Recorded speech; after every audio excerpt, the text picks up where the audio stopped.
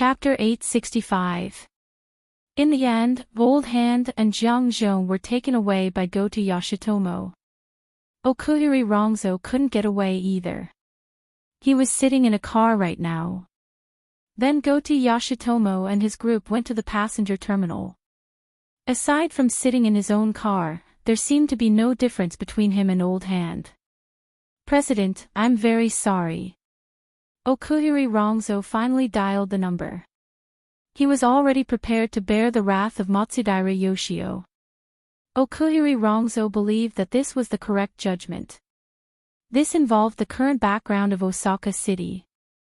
If he forcefully stood out at this time, it would only bring about a calamity, whether it was for himself or for the Great Zei Order. According to Goto Masayoshi's words, the Soul Cult has already been determined to be an illegal cult, and Veteran is an important contact for the Soul Cult in Band City. And recently, Veteran has already formed an economic relationship with Jiang Zhong, cooperating to purchase the shares of a processing factory. He believes that under the premise that we clearly have a better way to make money, discussing the purchase with Veteran is suspicious of us transferring benefits. Moreover, there are so-called upper echelons of the Blood Flame Order involved in this. The Blood Flame Order is a greater suspect in the assassination of the Soul Order in Xia City. They may also be in cahoots with the Soul Order. Therefore, he wants us to confront Mr. Mo and the others of the Blood Flame Order. He even wants us to go to a location on the lake that is suspected to be a stronghold of the Soul Order. Strangely, Matsudaira Yoshio didn't get angry. He faced the troubles of the processing plant and the encounter of his close friend Jiang Zhong with inconceivable calmness. It sounded like he was more interested in Goto Yoshitomo. Is that so? It seems that the clues are complete. Even if his reasoning is arbitrary, it has basically achieved a closed loop. He finally found an opportunity to binge. What does the president mean? He's coming for us. While carrying out the mission, he's filling his stomach. Matsudaira Yoshio was so calm that it seemed like he was talking about other people's business. If he's going to be used as a vicious dog, his stomach needs to be hungry. If he's going to be used as a knife, he needs to be sharpened before the battle. This way, his bite will be deeper and the knife will be more ruthless. He's starving right now. If he doesn't find food, how can he prop up his skin and bones? Aohei Rong-san could more or less understand Matsudaira Yoshio's meaning, but compared to Goto Yoshio's usual methods and behavior, other than the appearance of a drug addict, there was no connection between him and hunger and torture.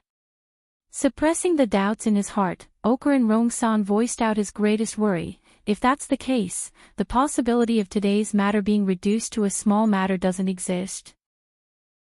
Unless he can find a fatter bone. Aohei Rong-san's heart sank. He more or less understood Matsudaira Yoshio's deduction. Due to the escape of the deity of the main priest, the Great Zei cult could be considered as a toothless tiger. However, they still had quite a considerable property in Band City. If they weren't meat, then who was? Things were awkward. If the Amaterasu cult had continued with their original plan, they might have been able to gain the reputation of having foresight. But as time went by, the Amaterasu cult seemed to have completely forgotten their big plan, and their situation in Band City became more and more difficult. During this period of time, more than one new and old force had shown malice towards them. Goto Yoshio was the biggest threat among them, and also the most evil one. It was not impossible to take over the Great Zei cult's main property in one fell swoop by the Amaterasu cult. At present, they had unknowingly walked to the edge of the cliff. Aohei Rong-san took a deep breath. "President, how should we deal with it?" From a practical point of view, the cult has little chance in Band City. Even at this time, Matsudaira Yoshio's tone was still calm, almost like a pure objective analyst. The foundation of the cult has been scattered, revealing a gap. There is no reason for others to hold back, and even I will make a move. Just for Goto Yoshio alone, there are still some variables. Because even if he is a vicious dog, before gnawing on a meat bone, he still has to listen to his master's words, bare his teeth. Maybe he will get a kick. Ha! While Aohei Rong-san was stunned, the speed of the car he was in slowed down. The motorcade pulled out by Gota Yoshio had already successively left the high-speed magnetic rail, entered the passenger terminal of the Ping Trade Market, and then stopped. Unable to communicate with Matsudaira Yoshio anymore, Aohei Rong-san hurriedly hung up the phone, adjusted his breathing, and opened the door to get out of the car. The car was parked by the shore of the lake. It was cloudy today, but the sunlight that shone through the gaps between the clouds still had the effect of heating up and causing dizziness. In such an environment, Aohei Rong-san felt very uncomfortable. Before him, Gota Yoshio had already gotten out of the car in front, looking at the high-class yacht berth on the pier. The pier was bustling with people coming and going, but over there, the density of the people was still 2 or 3 levels higher. The area where the yacht berth was had already become a typical scene of confrontation. On the shore, a group of people gathered, all of them were strong and well-built, dressed in black suits, and in the middle were a few people dressed in standard combat uniforms, but they did not look like good people. In the sky, there were drones buzzing. On the lake near the shore, there were 3 to 5 speedboats, roaring back and forth. Sea, land, and air attacked, and the center of focus was the yacht on the shore. As for the yacht, near the shore, more than 10 strong sailors stood in a row, their backs against the almost 10-meter-high hull, and their momentum was not inferior. This scene seemed to be rounding up some criminal, but it seemed to make sense to change the position. Aohei Rong-san, of course, knew the background of both sides. Not to mention the group of people on the shore, some of the important figures in the Heavenly Council still had a lot of opportunities to show their faces in the peaceful trade market and even in Band City. As for the yacht that was stuck in the berth, it was sold from his hands to the Blood Flame Order 2 weeks ago, in exchange for some working capital. Now, even the name on the paint on the side of the yacht had not changed. Gota Yoshio's eyelids drooped, half covering his protruding eyes, and sighed with emotion. People now are not like in the past, they all have to hit their heads and bleed before admitting to their debts. Aohei Rong-san really wanted to tell him that if people in this world were like meat and bones, then what was the meaning of the Heavenly Council? Thinking about this, Gota Yoshio understood this logic better than anyone, so he just sighed with emotion and waited for someone. Gota Yoshio. A somewhat stiff tone sounded from the side of the parking space. A dark-faced man in a standard combat suit strode over. Compared to the violent people in the distant confrontation area, he had the same sturdy physique and the same combat suit. When this man wore it, he looked quite formal, but no one knew where he came from. Gota Yoshio did not get angry because of the other party's impolite way of addressing him. Instead, the smile on his thin face became clearer. Captain Jimmy? The black-faced man smirked towards the standoff area. You did this?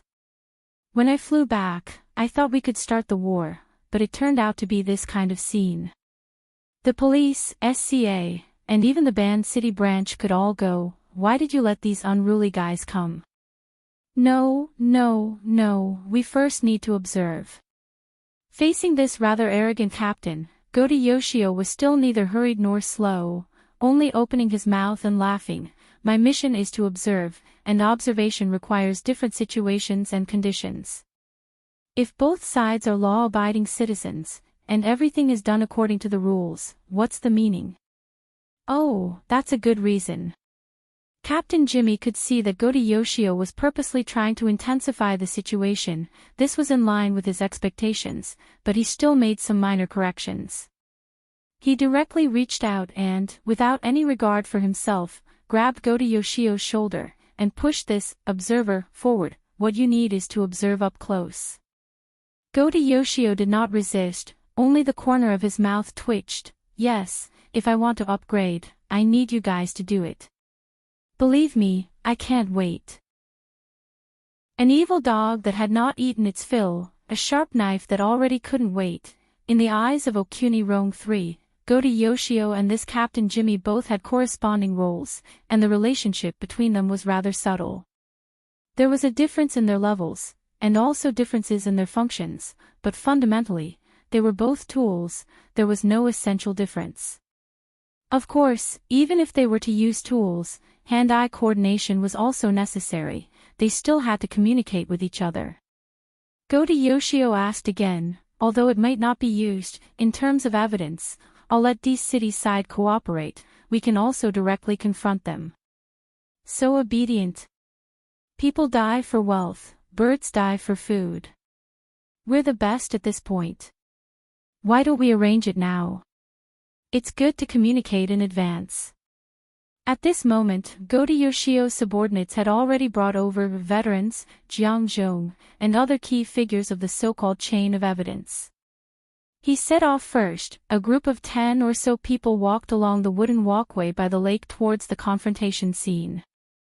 Captain Jimmy did what he said, and while walking, he made a call. How's the preparation going? Let Cadman answer the phone. Speaking of which, the speed of changing people over there was a bit slow. Captain Jimmy didn't speak for a long time. Okuni Rong 3 finally felt that something was wrong, and turned his head to look, only to see that Captain Jimmy's face was dark, and his eyes turned back from the empty state of long-distance communication, focusing on one point.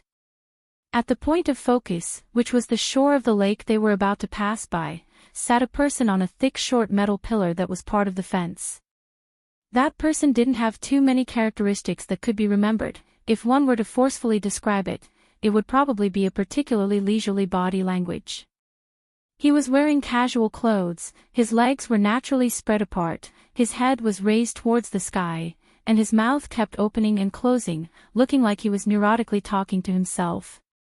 Of course, it could also be that he was chatting with someone through the built-in communication device. This was a very normal scene, placed in the passenger terminal with people coming and going. There was nothing out of place. But now, in front of the yacht not far away, there was a tense confrontation atmosphere, separated by less than 30 meters. This gentleman's performance seemed somewhat out of place.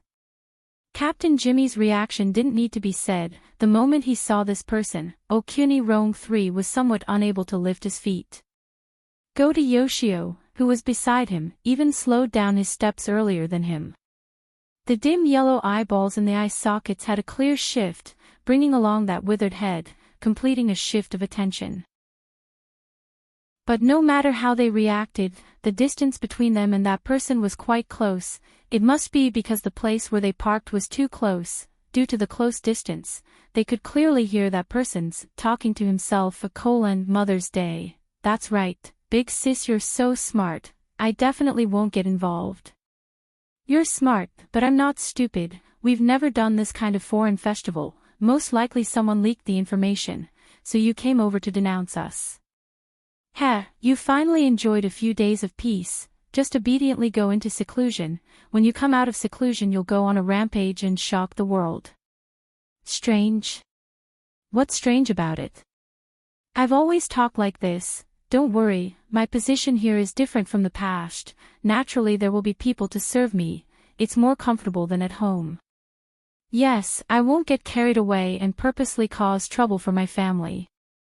If it's your turn to deal with matters, this world is more or less a step away from destruction. Just a joke, just a joke. That man used a normal speed to chat and laugh, but it made Goto Yoshio's group unconsciously slow down their steps. In the end they were still unable to maintain their natural posture. One after another they stopped, standing at a position approximately 7 to 8 steps away from the man, staring over there without looking away. About 20 seconds later, that man finally ended the chat, smiling as he hung up the communication. And also at this time, he seemed to have finally discovered the abnormal attention over here.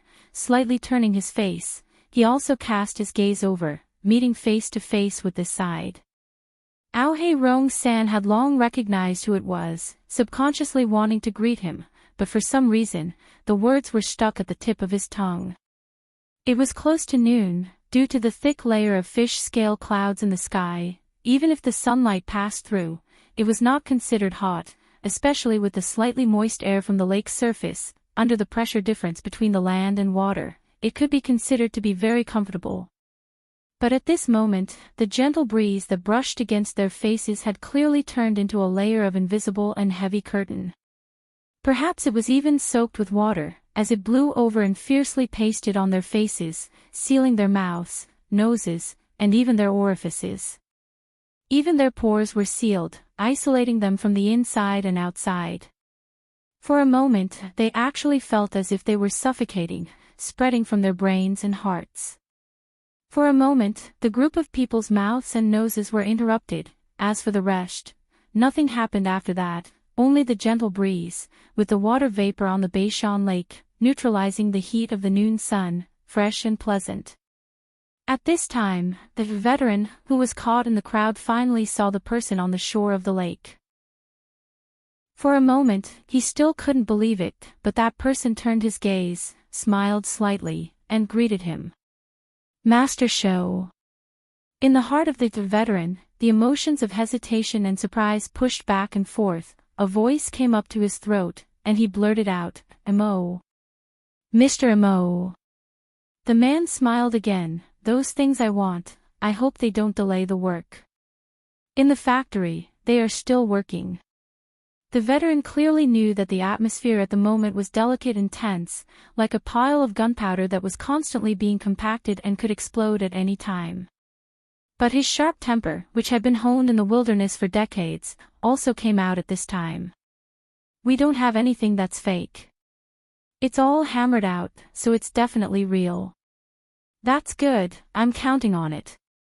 Chatting with the veteran, as if there was no one else around, under the gaze of many people, Mr. Mo's gaze again turned to Jiang Zhong in the crowd, stopped for a few seconds, then lowered his head again, and beat his thigh, as if to get rid of the invisible fatigue.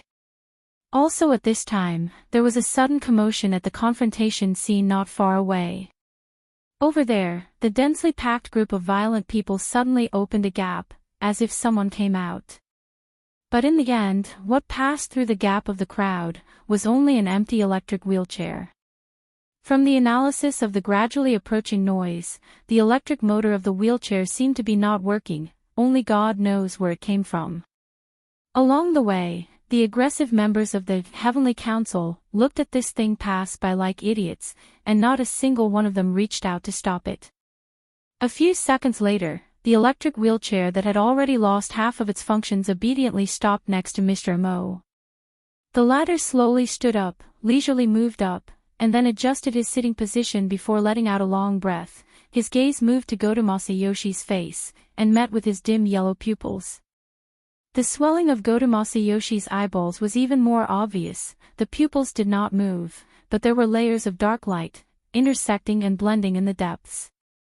Mr. Mo blinked and praised, "Your eyes are not bad. I feel that they are even better than mine." That tone of voice was like meeting an acquaintance on the road, asking where he bought the sharp goods on him, and how much it cost. And also while speaking, in front of Mr. Mo's left eye, a monocle appeared out of thin air, floating in front of the eye socket, reflecting the sunlight, covering half of the pupil's color. Chapter 866. When Mr. Mo started to greet his acquaintances, Captain Jimmy moved back and let Goto Masayoshi stand at the forefront. He himself issued a series of orders through the deep blue platform.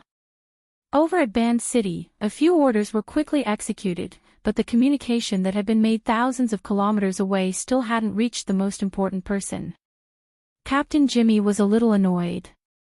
"You're still giving the witness lunchtime." Over at T-City, Hood, who was also a captain, laughed. "Sorry, he's a greedy hyena.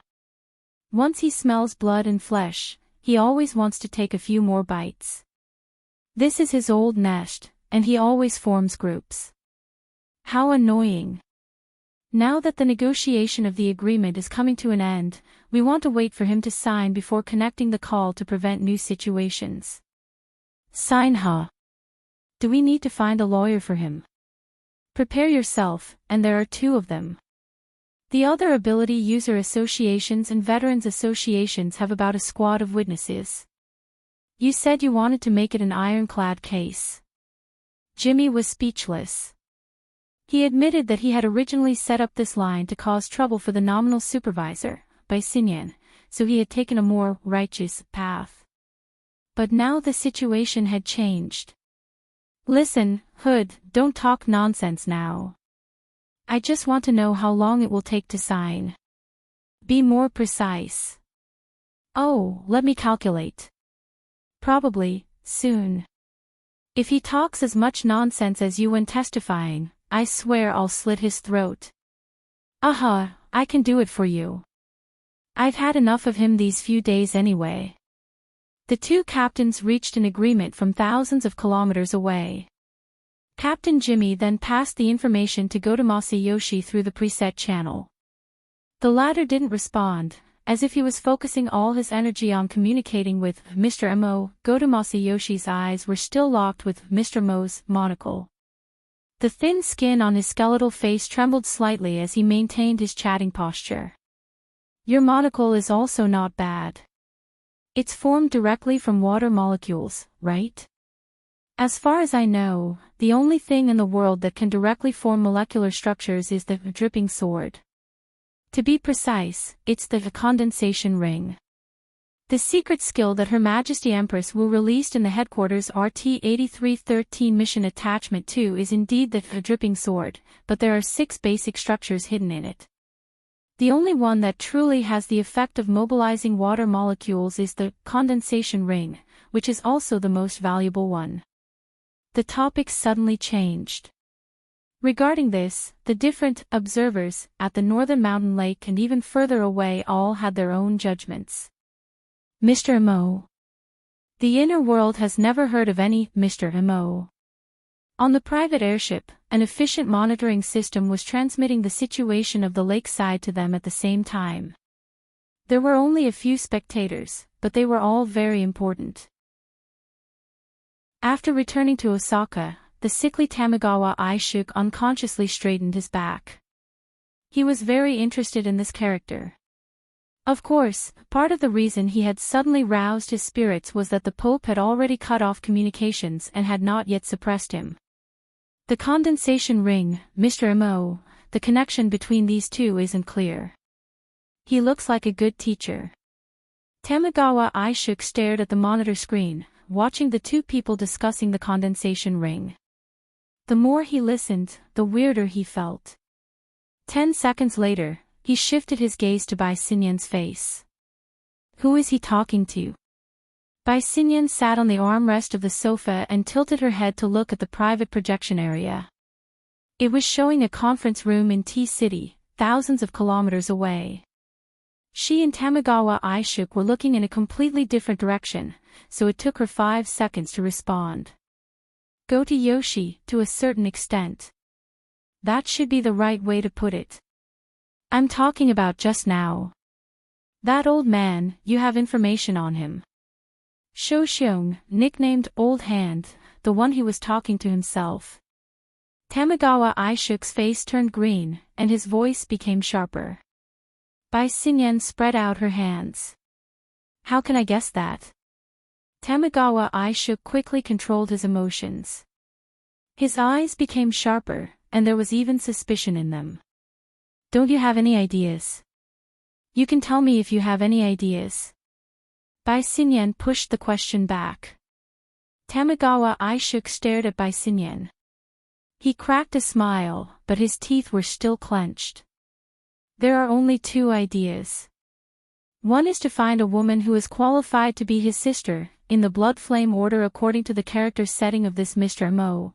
Bai Xinyan responded casually, but her gaze was still on the private projection area. In the conference room in T-City, the 2 rows of negotiators had already started shaking hands, as if they were having a formal business negotiation. Actually, there was no difference. Tamagawa Aishook's face turned red again, and he unconsciously raised his voice.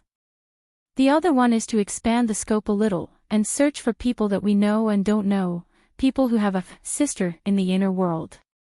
Oh, that's a lot more troublesome. It's just a screening condition. Tamagawa Aishook's fingers twitched, as if he was really going to give the order. His eyes were still glued to Bai Xinyan's face, and he continued to ask, it would be best if the 2 directions work together, but if there is only one condition, which one will you choose?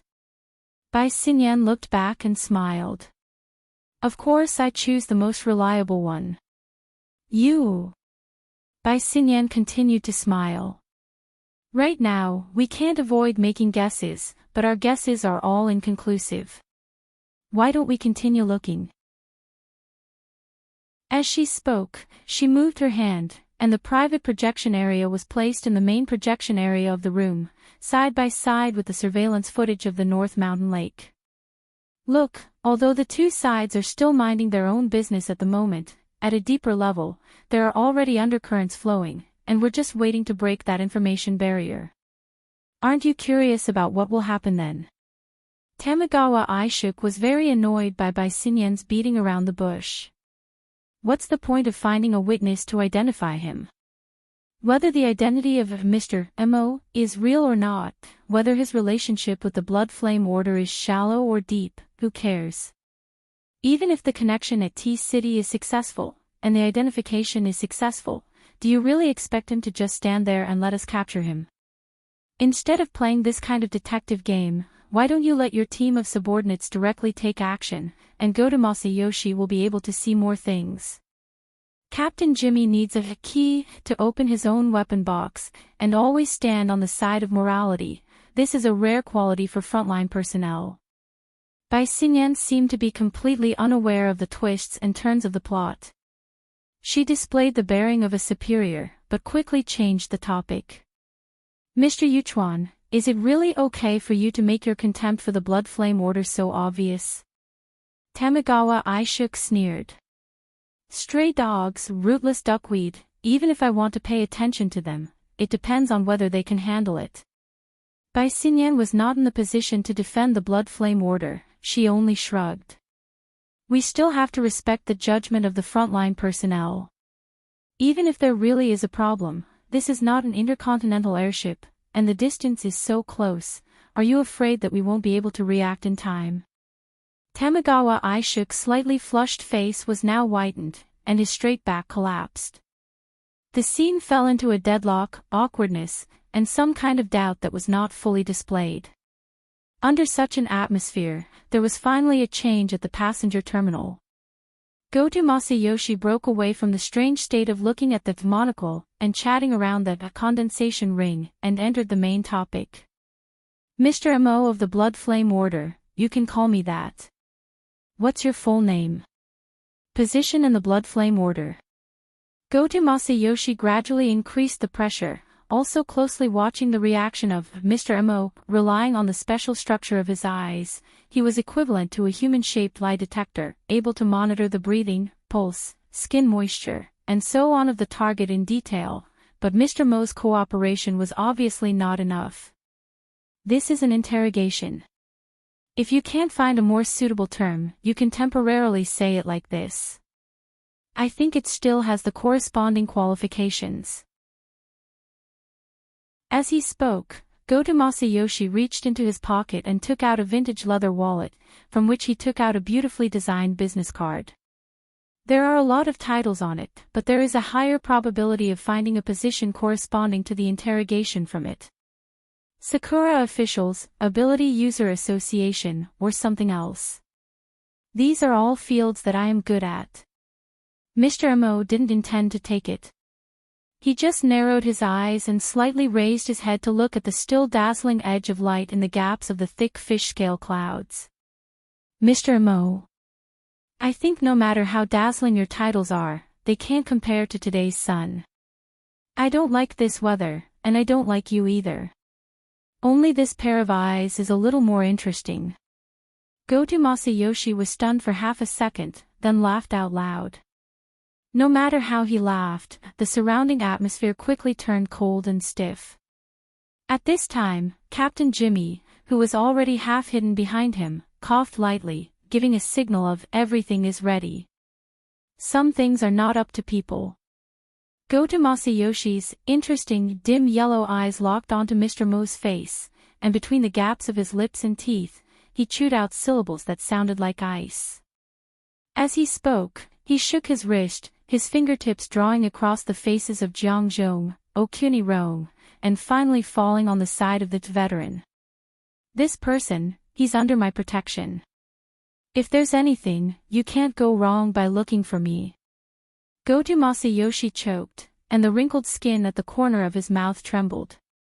He wanted to laugh, but felt that it was exceptionally strange. He subconsciously glanced back at the veteran, only to see that the latter also had a confused expression, as if he had even forgotten to be touched. A frank answer. Although it was somewhat unexpected, Goto Masayoshi still quickly calmed himself down. His dim yellow eyeballs slightly shifted in his eye sockets, focusing on Mr. Mo's face again. Then, you're admitting your connection with the soul cult? Mr. Mo sighed. So, you admit that the Blood Flame Order and the Soul Order are colluding, damn you. This is the most despicable slander. A shout suddenly sounded on the dock. A thick Western accent, as well as the environmental sound that seemed to be slamming the table, seemed out of place in the lakeside dock. On the dock, most of the people were shocked by this voice. Shifting their gazes towards the direction of the voice, what they saw was a rippling halo. This was the projection area.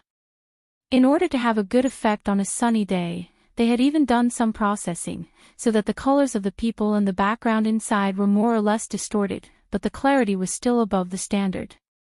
Everyone could tell that what was shown in the projection area was a conference room. There were about 10 people inside, divided into 2 groups, sitting face to face across the long table. There were all kinds of hair colors, eye colors, skin colors, and all kinds of skin. Their body language was uniformly relaxed. There was only one person who had just stood up from the main seat of the conference table. His expression was sullen, and he even waved his arm, to the point that the corner of his suit was lifted. It felt like he was walking with the wind as he walked towards the direction of the camera. Hasty judgment, ridiculous accusation. You guys made a long-distance connection just to let me see this. The angry man's camera sense was very good. The position where he stopped it was just right, giving the audience here a sense of oppression, but also not causing his face and figure to change. Speaking of which, he had a great figure. Wearing a casual suit, matching with his deep and upright face, as well as his slightly slovenly brown beard, he had the air of a celebrity, a person who could easily leave a deep impression on others. Being scolded by such a person, Goto Masayoshi's tolerance seemed to have increased. His expression didn't change at all, his gaze still fixed on Mr. Mo's face, not even blinking. On the other hand, Mr. Mo was a little curious about the newly appeared projection character. Shifting his gaze, he turned around in the projection area, and also made eye contact with the angry man opposite him. The angry man made an immediate reaction. His body slightly leaned forward, further increasing the pressure. The reputation of the Blood Flame Order cannot be controlled by some shameful smelly bug. Who are you? Mr. Mo asked curiously. What? The other side was obviously stunned for a moment.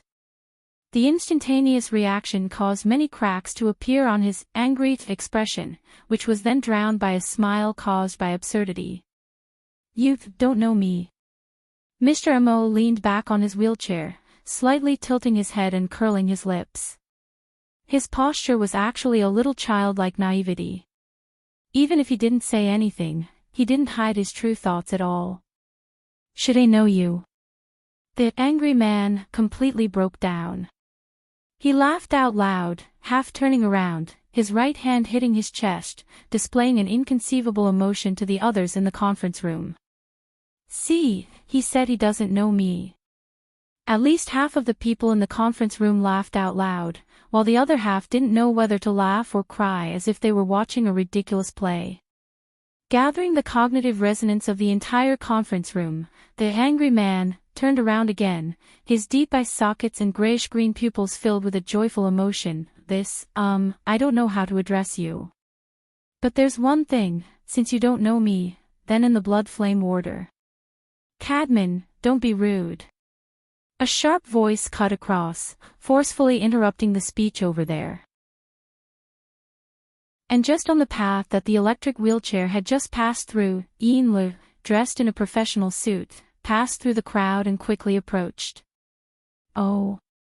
Ever since the remote projection appeared, Goto Masayoshi, who had entered the mode of watching a show, suddenly felt his blood vessels twitch as he watched Inlo receive the treatment that the electric wheelchair had previously received. The heavenly citizens, that had gathered at the pier, tens of over 100 violent people, stood in a dense mass, each of them glaring fiercely, but didn't do anything. This wasn't right. Goto Masayoshi had never restrained his subordinates, and his heavenly citizens weren't righteous people who didn't offend anyone, but a nest of violent scum who wished for the whole world to be in chaos. Then, what the hell was this? Welcome twice in a row. Goto Masayoshi pursed his lips, his dim yellow pupils shifting in his eye sockets. His line of sight moved from far to near, sweeping past several key positions at the pier, passing by Inlo, pausing for a moment, and finally landing on Mr. Mo's face again. "Sir, are you okay?" Inlo finally arrived at the most tense area. She had seen the changes at the pier from the boat, so she rushed over as fast as she could. Before getting off the boat, her main targets were the drug addict Goto Masayoshi, and Captain Jimmy, who had retreated to the back. The two of them appearing at the same time proved that the two groups of people who had enmity with each other in Band City had already merged. She thought that this was already the end of the challenge. But she didn't expect that halfway through, a new variable that shouldn't have appeared. D City, which was supposed to be the rear, actually stabbed them through the air. To Inlo, who was temporarily in charge of teaching affairs during Mrs. Halder's seclusion, this was an unforgivable mistake. Especially after that unthinkable experience. Inlo came here with a poisonous fire burning in her heart. On the way, she even ignored the omnipresent sunlight and the spiritual pressure that followed her like a shadow. As for the violent people at the pier, they really didn't count for much. Mr. Mo didn't comment on her arrival. This made Inlo feel increasingly uneasy, but she couldn't allow her impatience to destroy her demeanor. Otherwise, she would only lose face for her boss. She could only use the opportunity of bowing to Mr. Mo to regulate her breathing and consciously stand behind the wheelchair. She lightly grasped the handles on both sides of the wheelchair and confirmed her position. Only then did her line of sight turn towards the projection area on the pier, towards the familiar person who was thousands of miles away. "Cadman, in front of Mr. Mo, you're too presumptuous." Cadman's full beard and snow-white teeth formed a brilliant smile. "Mr. Mo, is it the Mr. Mo who doesn't know me, and I don't know him?" At this moment, Goto Masayoshi should have been the one to speak up and cooperate, but for some reason, he was staring at Mr. Mo in a daze.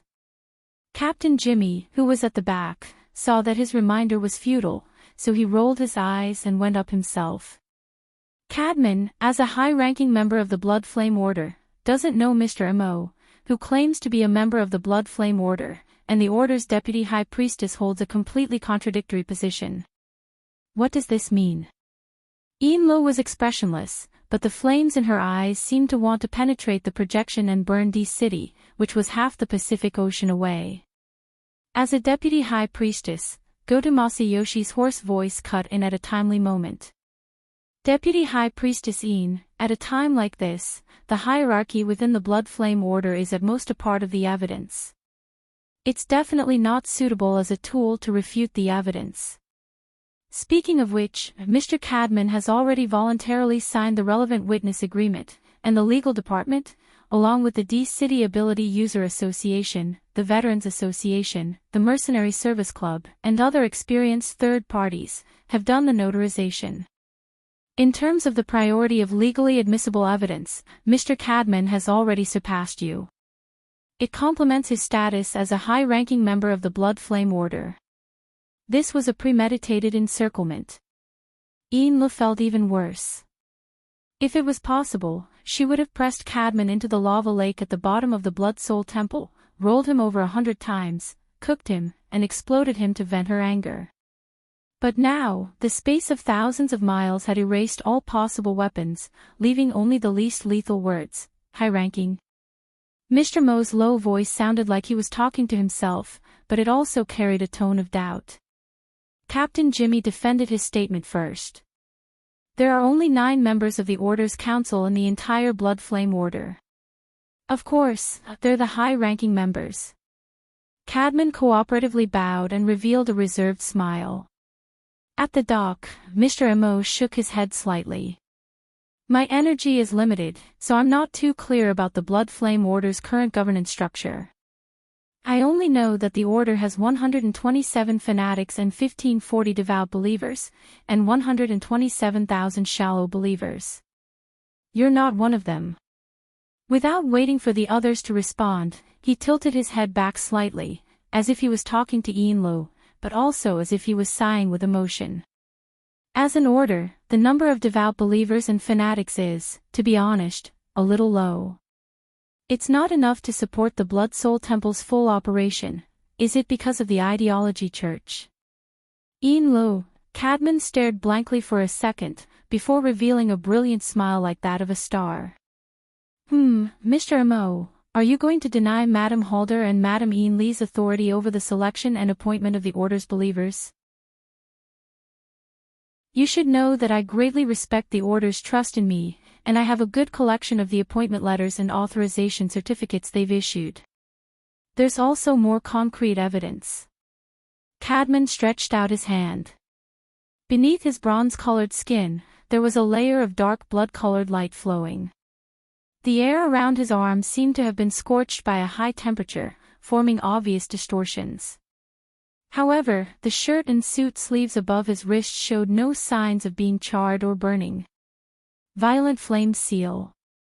This was one of the Blood Flame Order's high-end physical techniques. For someone like Cadman to be able to execute it without needing to adjust his chi gathering, it was already a high level of proficiency. His combat power was definitely at B rank. Most importantly, using a physical technique to form a supernatural power close to flames would definitely require a powerful interference power. As a fleshly ability user, Cadman could only rely on the Blood Soul Temple to achieve this effect. I can call upon the power of blood and fire at any time. I've always believed this to be the acknowledgement of the Blood Flame will. But now... Mr. Immerse, are you going to deny all of this? Cadman found the feeling of anger in the time it took to say a few words. He used a brilliant expression to smoothly transform it. Vice Ablatamine, could it be that you aren't going to give your devout believers a doctrinal explanation? Enla didn't respond. Mr. Immerse scratched his chin. Oh. In this sort of situation, even if we eliminate the factors of philosophy and methods, the Blood Soul Temple system does indeed have some unreasonable areas. Cadman nearly couldn't keep a straight face. The way you speak doesn't sound like someone from our primordial sect. It sounds a bit like the restraining faction. The so-called restraining faction was the branch of the Blood Flame Order that Tian Bang, who was known as the #1 person below the Transcendent, belonged to. It was this military powerhouse and his influence that had chased Madame Halder's group from Xia City to T City. Cadman's words were filled with malice and sarcasm. Unfortunately, Mr. Immerse was completely indifferent to this. The doctrines of the Blood Flame Order are actually quite mediocre. It's better to refer to the real thing and study it seriously. It's not too convenient for me to go over right now. How about you come over? Someone in the conference room of T City let out a muffled laugh. The situation was slipping to an even more absurd level. Cadman spread his hands. He was already at a loss for words when it came to this Mr. Immerse, who was sometimes mysterious and sometimes crazy. That's a really good suggestion. I think I have enough time to consider it. His arms spread out and swung along with the movement of his limbs, bringing with it a scorching hot wind. The power of the explosive flame seal still affected the surrounding area. Ha! Cadman subconsciously swung his hands again. The dark bloody light was disturbed by the airflow. It was like a flame had been blown up from a half-extinguished pile of embers. The light suddenly brightened. There really was a flame. A bloody flame burned. Cadman's expression changed. Chapter 867. The others in the conference room could not see Cadman's face. Most of them were still immersed in the joyous atmosphere caused by the absurdity. However, there were still some people like Hood, who was not part of the negotiation. Hence, he did not sit at the side of the table. Instead, he followed his professional habits and stood in the corner of the conference room, approximately to the right behind Cadman. At that moment, he saw Cadman extend his right hand to the side of his body and fling it continuously in an unnatural manner. Under such circumstances, the sudden bright color of the flame became exceptionally strange. As a normal person, there would always be a period of adaptation to changing from one mental state to another that was contrary to that mental state. Hood hesitated for 2 seconds. Finally, he walked forward quickly to ask about the situation. However, when he was just 1 step away, Cadman's fling movement suddenly became 10 times more intense. It was like an intense punch. Hood's sensitivity was far beyond that of an ordinary person. He made the most accurate response. Relying purely on the strength of his waist and abdomen, he bent his upper body backward and slid his feet at the same time. The fist wrapped in blood-red flames was almost swung at his chin. Hood could even hear the sound of the air being burned, as well as some indistinct and chaotic noises mixed in. Cries of surprise rang in the conference room. There was also the sound of tables and chairs scraping against the floor.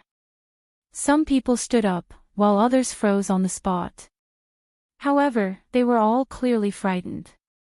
The joyous atmosphere from before collapsed in an instant. In the next second, Hood pulled away from Cadman and shouted sternly, "Cadman!" Cadman did not respond. After throwing that punch, he seemed to have lost control of his body. He staggered a step and turned his body sideways. His left hand moved horizontally and pressed down on his right shoulder. This was his most instinctive reaction. At that moment, the blood-red flames that were blowing on his right hand had already broken through the boundary of his wrist. They were rapidly spreading towards his arm and even closer to his torso. The strange thing was that the flames had clearly scorched the air and even raised the surrounding temperature. However, the surface of Cadman's body was still relatively intact. It was only soaked in a thick dark red color. Even the clothes on his arm were not damaged at all. Instead, it made his face look even paler. In such a situation, it was impossible to tell what was real and what was fake. It was as if some inherent nature had been distorted by some kind of power. "What did you do?" The sudden change in the conference room was clearly transmitted to the passenger terminal through the remote video. Goto Masayoshi's muffled voice rang out. His next move was basically about to tear off his entire right arm, but the bloody flame steadily and resolutely spread over his shoulder, burning his neck, torso, and head. Along the way, it also ignited his originally intact left hand. Shaw! Hood displayed the decisiveness of an operation team leader. He exhaled and shouted, forming his right hand into a knife hand and slashed down towards Cadman's abdomen. The air where his fingertips and forearm touched was clearly distorted, as though it was covered in a layer of invisible flames. The format of fire. Although he was shocked by the scene before him for 3 seconds, Hood's follow-up reaction was still the fastest. He quickly made a judgment that this was inextricably linked to Cadman's use of the violent flame seal to mobilize the power of blood and fire. As it turned out, this was a foolish act that provoked the Blood Flame Order's authority, but first, the connection between the two had to be severed. Hood's individual strength was certainly not at the level where he could contend against the fundamental strength of the Blood Flame Order.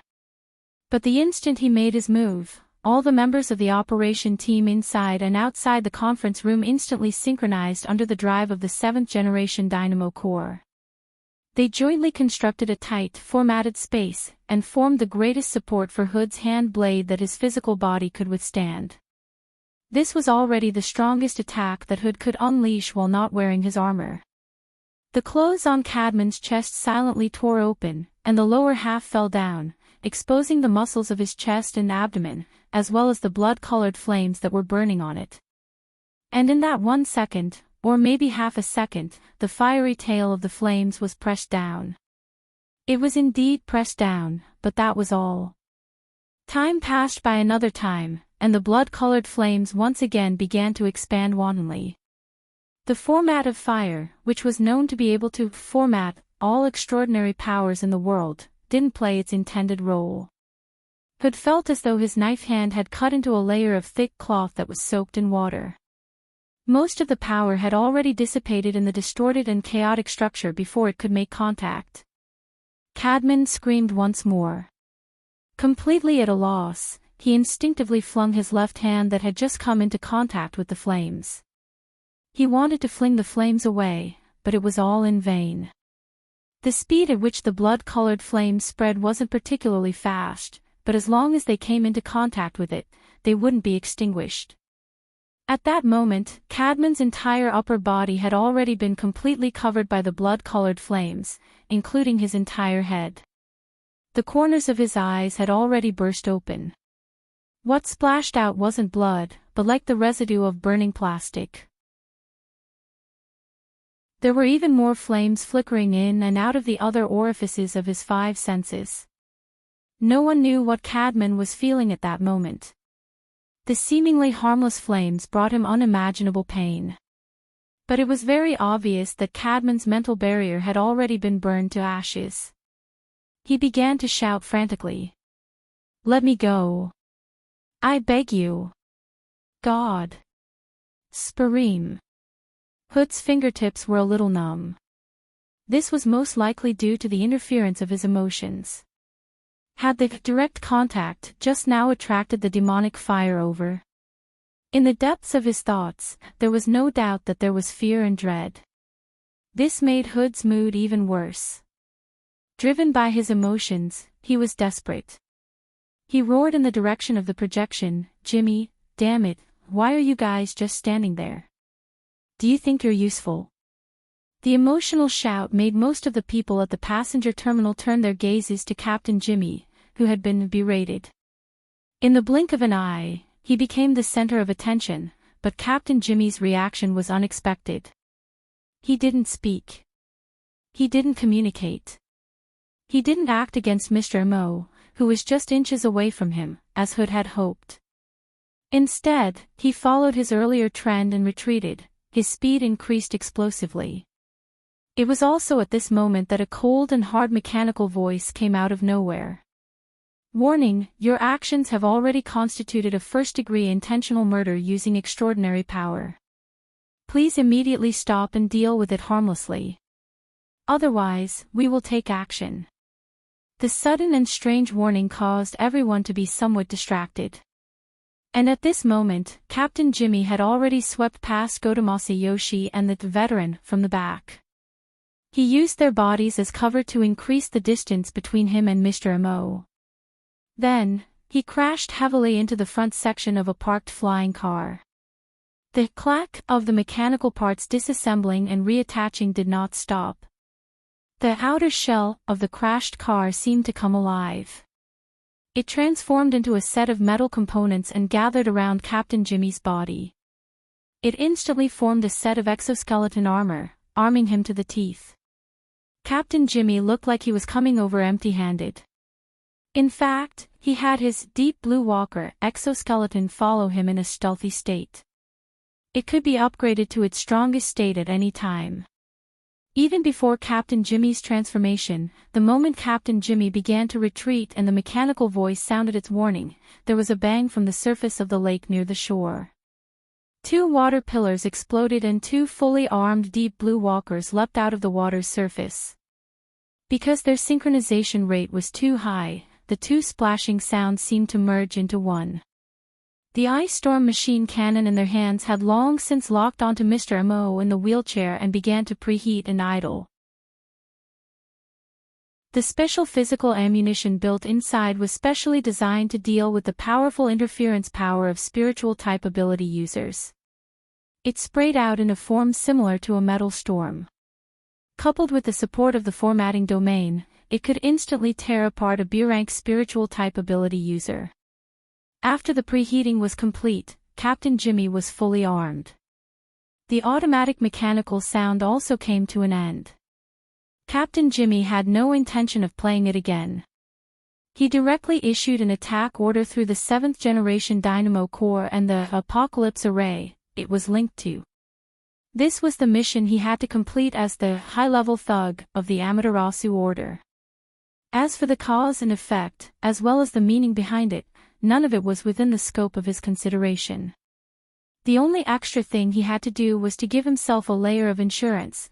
It was at this moment that Captain Jimmy once again felt a stuffy and astringent feeling assaulting his face. It felt somewhat familiar, just like when he had bumped into Mr. Mo today. It felt like a thick, wet cloth had been thrown over his nose and mouth. Wait a minute. He was already under the protection of the Deep Blue Walker exoskeleton. In the next second, a violent shock attacked him. The Apocalypse Array system operating at high speed indicated that the automatic defense function of the sound wave weapon had been activated. It also automatically judged and simultaneously activated the infrasonic wave defense structure. If necessary, it could be activated at the first instance. At the end of last year, when the entire system was still in the experimental stage, it had specially added a targeted plug-in module. For a moment, Captain Jimmy thought that this slightly redundant module was about to be used, but reality proved that he was thinking too much. But on a certain level, his imagination was far from enough. At this moment, the passenger terminal at the shore of Northern Mountain Lake had indeed been attacked by a terrifying noise. The explosive sound wave shock was like a passing storm, engulfing the 100 or so people on the passenger terminal in one go. At this moment, 99% of the people showed signs of either high or low levels of mental confusion. But the Deep Blue Walker defense was effective, and the two powerful attackers weren't affected at all. The Ice Storm gun barrel had already begun to spit out ammunition. But right in front of the gun barrel that was rotating at high speed, two flesh and blood creations that resembled giant palms inexplicably appeared. One on each side, extremely symmetrical. The gun barrel had already locked onto its target, but it was forcefully lifted up by the two monstrous giant claws that were wrapped in scales. The powerful kinetic energy of the physical ammunition certainly pierced through them in an instant, but the upward momentum didn't decrease. Flesh and scales splattered everywhere, and the follow-up ammunition had long since flown off to who knew where. The well-trained powerful attackers wanted to make adjustments at the first instance. But the turbulence in the void rushed back and forth. This time, it suddenly leapt to the next level, transforming into a violent and restless mental storm. A series of disturbances and attacks, from incorporeal to tangible, from material to mental, seemed chaotic and complicated, but they converged and integrated into a common source, and then focused to form an explosive point. The lake water that struck the breakwater exploded with a rumble, and a considerable portion of it evaporated into water vapor in midair. The blood-colored flames cut it into fragments until it completely evaporated. It was in this space where water, light, and fire interweaved that a malevolent creature whose entire body was dark red like blood appeared with a roar. It seemed to have rushed up from the bottom of the lake, but its specific trajectory was indistinct. Following the appearance of the vicious creature, the impact of the single-point explosion increased explosively by more than 10 times. Even Captain Jimmy's mind sank a little. The two powerful attackers who had received the direct impact of the mental storm were in a much worse state. A suffocating gap allowed the pair of giant palms that were already badly mangled to fiercely slap the exoskeleton armor, sending them flying away at the same time. Fortunately, before the battle, the team had already completed the connection between the mental and physical plane in advance, realizing the interference and connection between the mental plane and the material plane, creating a tightly formatted space that could jointly bear and divert the external impact. The two people who were hit didn't show any serious injuries. But in this way, the previous ambush-killing move was all a joke. Captain Jimmy cursed. He wanted to attack again, but when he looked at the vicious creature that suddenly appeared by the lake, he was a little stunned.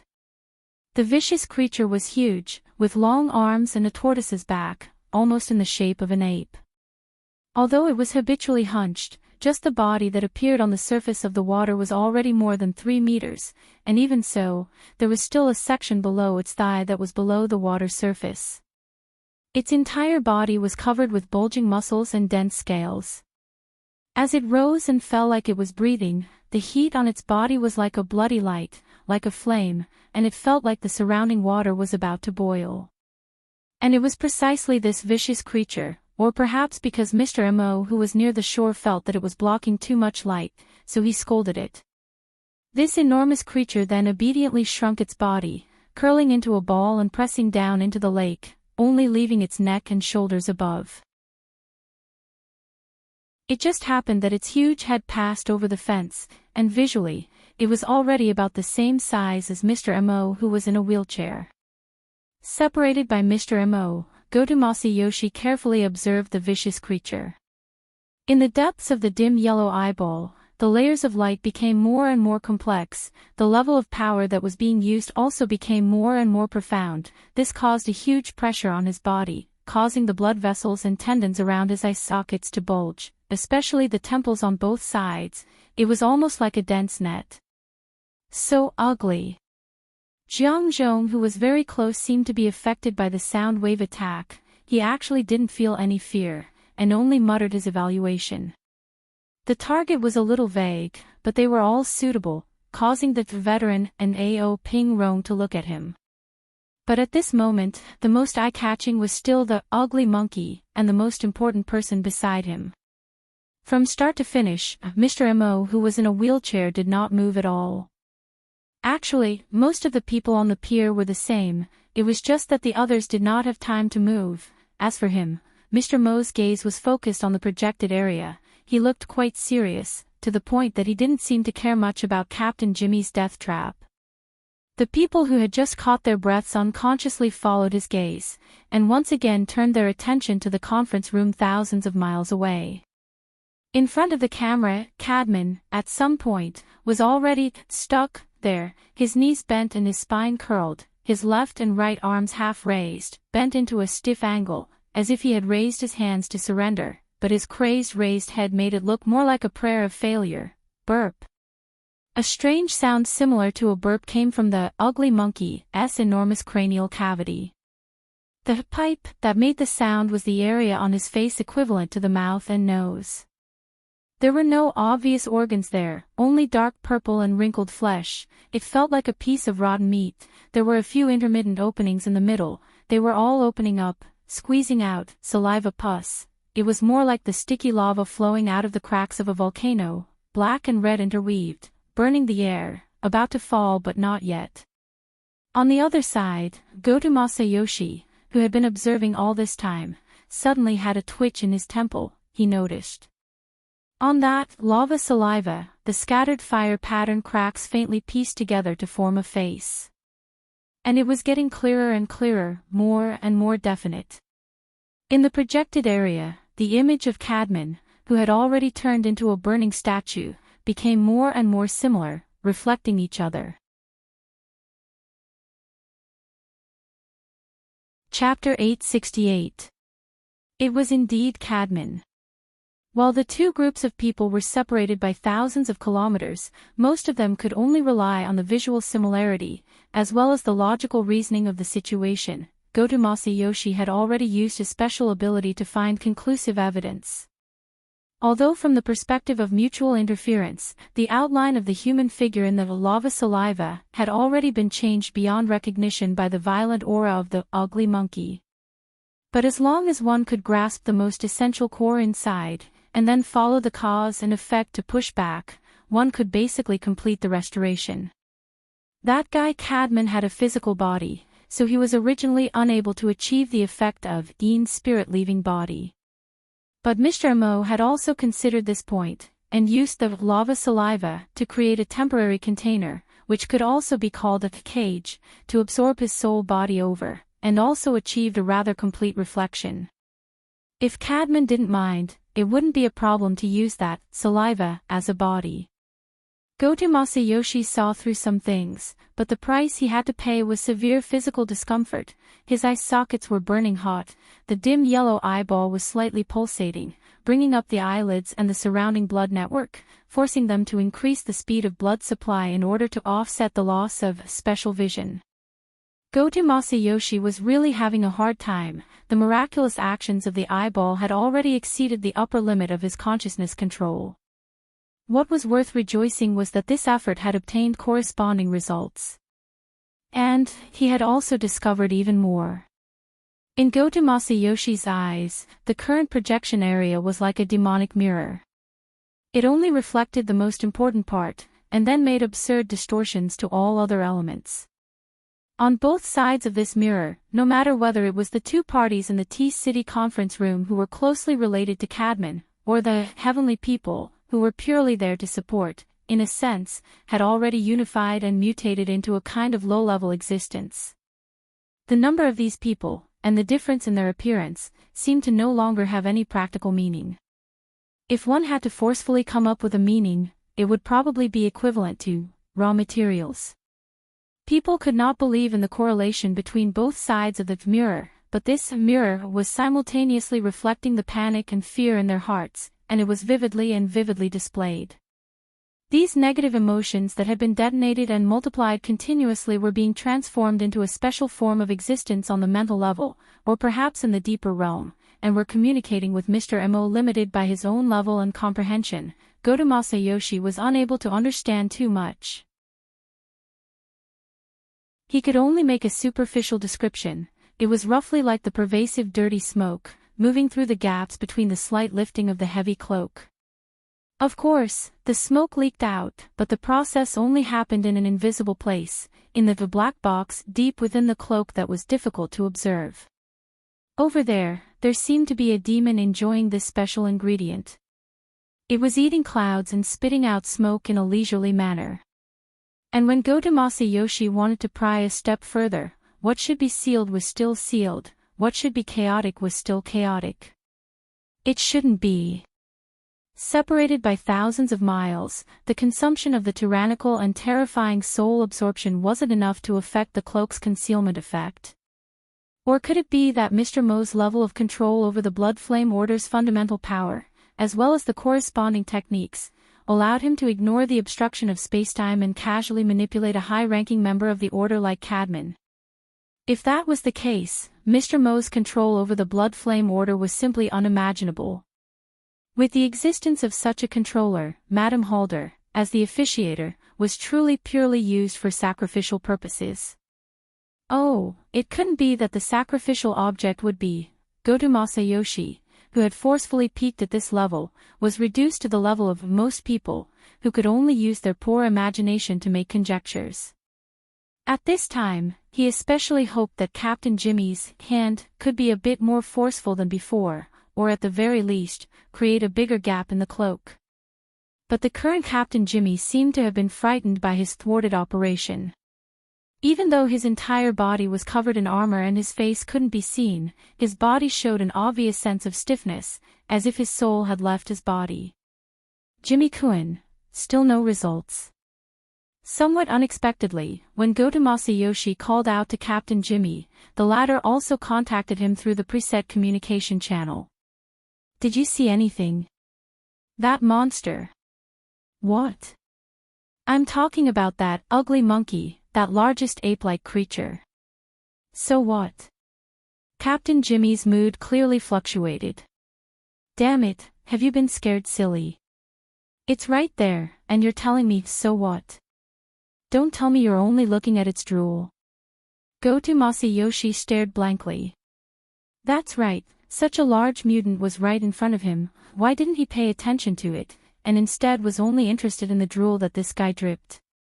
Even though that was also a very important part, the ape-like creature right in front of him was clearly an extremely powerful mutant. For Mr. Mo to be able to summon it out of nothing, the interference, the consumption, was probably even greater than the long-distance soul-sucking activity under the rules of the Order. He actually didn't think of something that was clearly in front of him. Goto Masayoshi faintly felt that it was a bit strange, and felt that Captain Jimmy's mood was too abnormal. He subconsciously asked, "What did you see?" This thing. You don't know. Damn it, don't tell me you don't have the slightest idea. Should I know? Goto Masayoshi was truly a bit confused. He indeed didn't have any related concepts. At this moment, it was as if there was a piece of information that everyone knew, but it was perfectly missed by him. As a social creature, this kind of feeling was terrible. But this also stimulated his curiosity to an even greater degree. The focus of Goto Masayoshi's gaze naturally spread away from that lump of lava saliva that was about to fall, and expanded to the related area around it, that enormous and ugly face that seemed to have half rotted. The focus of his gaze constantly adjusted, sweeping past the fine scales on the ugly monkey's face, the half-caved-in forehead and crown, the wrinkled flesh, and finally made contact with its protruding crimson eyes. Large and empty, this was Goto Masayoshi's first feeling. But for some reason, he didn't dare to explore further into the depths of the hollow. In reality, at this moment, the frequency and amplitude of his eyelids twitching had increased dramatically. His eyelids that were especially loose due to his emaciation couldn't help but droop, but were stimulated by his eyeballs, and bounced back again. The current Goto Masayoshi seemed to be looking directly at a dazzling light source, looking directly at the sun that was about to rise above and below the horizon. Completely out of instinct, Goto Masayoshi wanted to turn his face away to avoid a direct attack. He indeed completed this action, but what was truly moving was only his neck and head. In his eye sockets, the pair of dim yellow eyeballs didn't move. On the contrary, they even pushed open the eyelids that they were trying to cover, and controlled all the related nerves, blood vessels and muscles, staring fixedly at that ape-like creature's ugly face, especially the large and empty bloody eyes, motionlessly. The dazzling feeling continued to spread over. If it was a normal person, they might have already started crying non-stop. But Goto Masayoshi didn't, because even if the tears were about to flow out, they would still be used by the dim yellow eyeballs as lubricant, better than nothing. Goto Masayoshi's heartbeat suddenly sped up. Part of it was due to the fluctuation of emotions caused by losing control, but the other part, which was also an even more important factor, was that the eyeballs needed more blood supply, more nutrition. Goto Masayoshi's body was heating up, but the pores on his skin were abnormally contracting. It was precisely under such a contradictory reaction that even more energy from his limbs and bones were mobilized, rushing upwards in the most efficient manner for the eyeballs to use. Other than that, there was also the endless sunlight from the outside world. At this moment, Mr. Mo's voice sounded again, as if he was talking to Ian Lu. "Did you see it clearly?" "Ah, what?" Ian Lee's reaction was similar to Goto Masayoshi and Captain Jimmy. Half a second later, she came back to her senses and asked, what exactly is this thing?" "A type of wondrous creation that I discovered in the past. I call it the rotten mouth ape. I only discovered it recently. Although it looks a bit ugly, its entire body can be converted into energy. And it's relatively easy to mold, and its stability isn't bad. It's a natural building material." Ian Lu. It was also at this moment that the air seemed to ring out with a slight air explosion, similar to the noise of bubbles bursting and air burning. It was very easy for normal people to ignore this kind of sound, but a few ability users with keen senses could determine that this sound originated from the ugly monkey. It should be the saliva from the rotten mouth ape's mouth, which meant that it came from Cadman's side. A judgment was a judgment, but not many people could clearly determine what Cadman was doing. Until Mr. Amo spoke again. "I'm not angry. Why should I be angry? There are people in the order who are 10 times, 100 times more excessive than you, and their statuses are even higher than yours." Ian Lu had been a bit absent-minded ever since the rotten mouth ape appeared. She heard Luo Nan speak of a sensitive topic at this time, and she subconsciously wanted to interrupt. "Mister, don't listen to his sophistry. It's nothing. Mr. Mo slightly tilted his head. His thin and ordinary face formed a marvelous contrast with the rotten-mouthed ape's enormous face, which was only separated by a fence. Since the blood flame was proposed when the order was founded, it is tantamount to giving up a portion of power and the corresponding design. The only reason why a situation like yours has occurred is because the Blood-Soul Temple, the foundation of the order, lacks a stable and effective identification and withdrawal mechanism. One is the problem of design ideology, and the other is the problem of design ability. Of course, the lack of reflection and supplementation on the material plane is indeed a troublesome matter. Then there's the problem of the level of the current group of people in the order. Take Cadman for example. He's a blood-sucking bug, yes, but if there's no improvement in the application of ideas, then the vast majority of people in the order are essentially no different from him. Mr. Mo slightly raised his chin when he spoke to this point. He squinted his eyes and looked behind the cloud of fish scales that filled the sky. He looked at the edge of platinum light that cut down. On this point, some people don't hesitate to use materials, but they do it quite brilliantly. Chapter 869. There were always coincidences in this world. At that moment, Mr. Mo looked up and met the observer in the private airship. Even though he knew it was because of the angle of the broadcast, Yukawa Aishuk, who was sitting on the sofa, held his breath. His eyelids twitched, just like a certain guy by the lake. A thought popped up in his mind. He was talking about the true God and the Pope. Yukawa Aishuk quickly ignored this feeling and thought. He forcefully shifted his gaze to the ugly face of the ugly monkey, the ugly face of the rotten-mouthed ape. Stimulated by the forceful twist, some pieces of information flew out and were about to form a string. There was only one line left. A few seconds later, Yukawa Aishuk suddenly raised his voice, Takamoto, Takamoto. Takamoto Shigeru quickly appeared in the room. Yukawa Aishuk ordered his intelligence chief, the investigation report from the Aptitude User Union, the one about Gong Chi, pull it out immediately. Shigeru Takamoto, who was proficient in this business, did not say a word. He completed all of this within 2 seconds and projected the contents of the report onto the projection area. Yukawa Aishuk's eyes widened as he searched for the information he needed.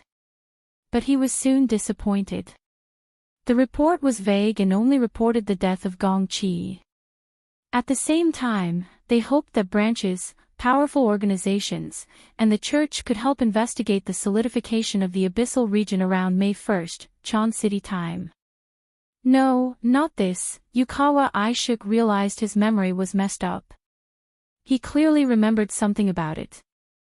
It's in the internal report of the Jade Society, but it's vague. There's only a simple description of ape-like creatures. Yukawa Aishuk was surprised that it was Bai Xinyan who reminded him. When he checked the relevant content, it was indeed as Bai Xinyan had said. It was only better than nothing.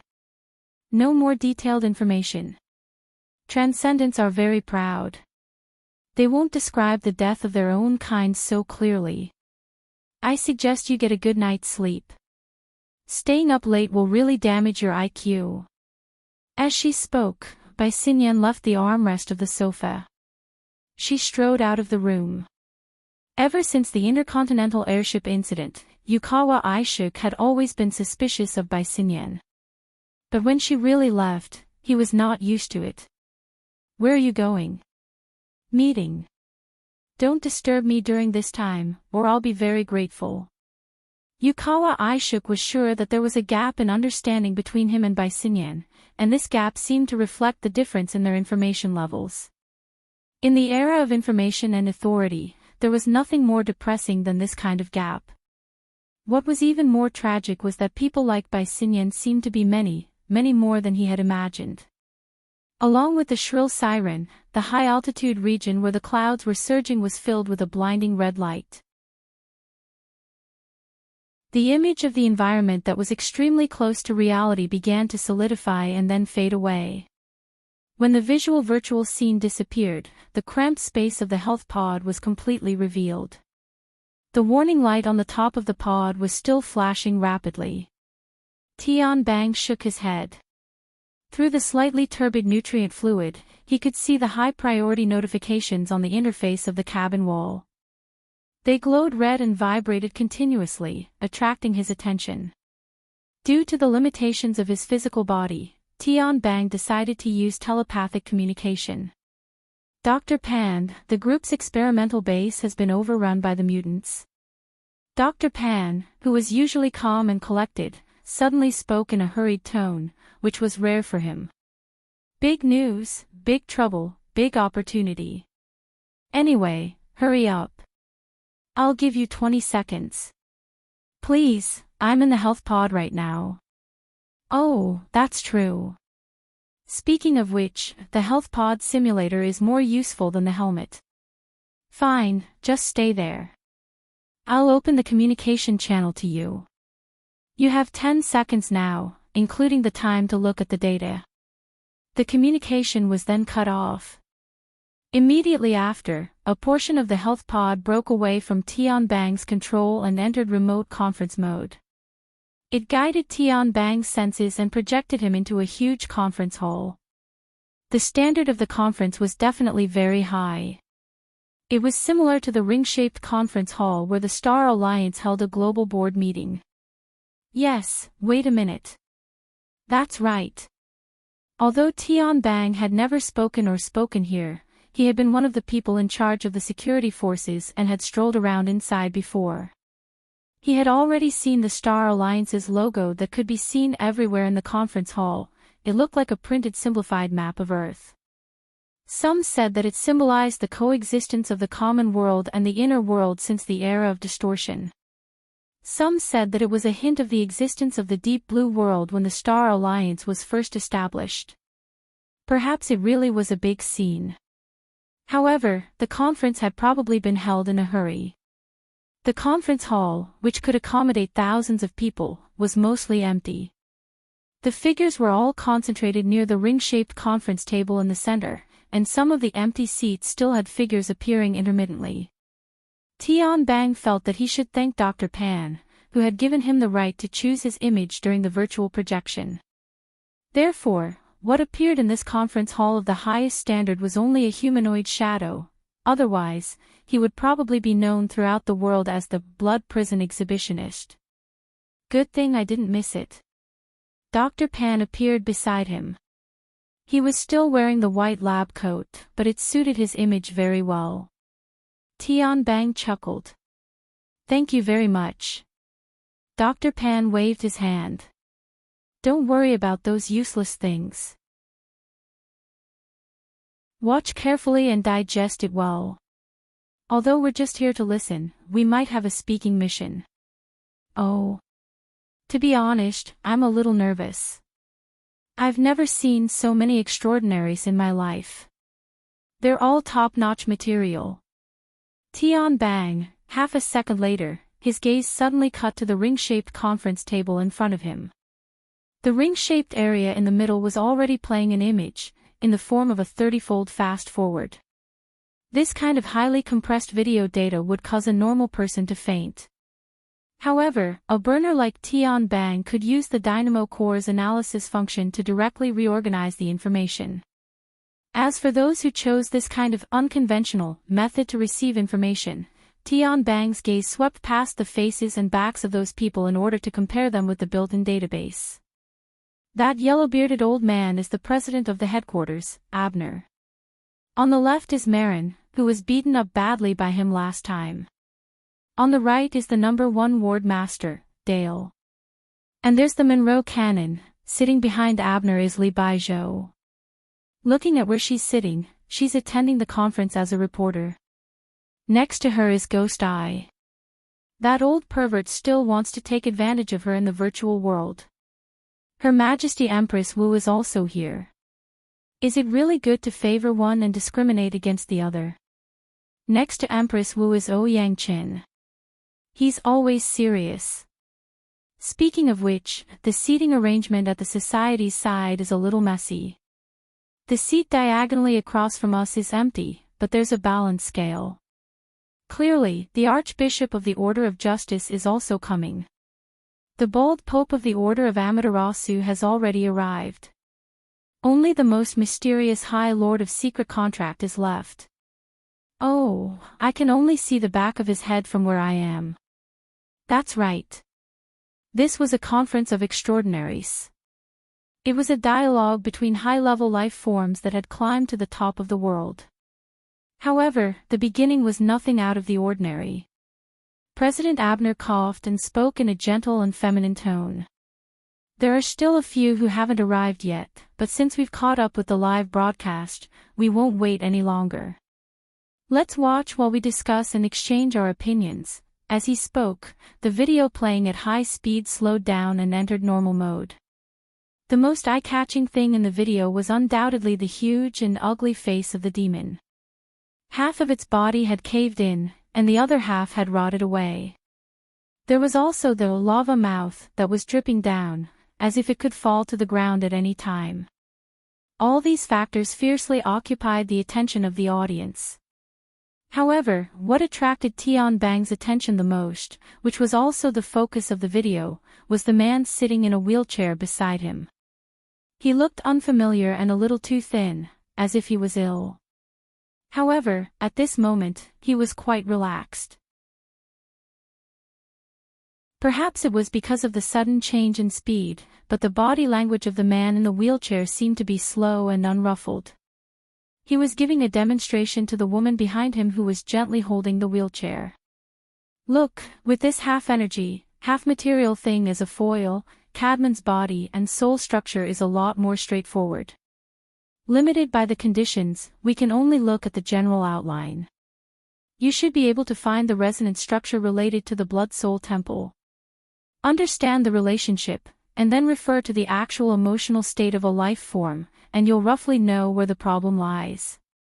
The man in the wheelchair explained while his hands did not stop moving. His fingertips made a few horizontal and vertical cuts in the air, cutting the dripping lava mouth into 20 to 30 parts of different sizes. Not counting the scraps on the periphery, the main part of the cut was clearly a scaled-down human body, including the head, shoulders, chest, abdomen, spine, limbs, and the isolated internal organs.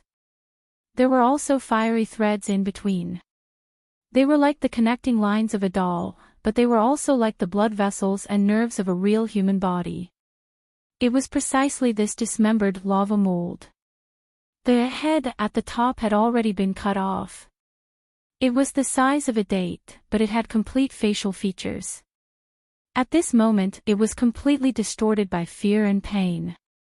Unfortunately, not many people could clearly hear what it was shouting.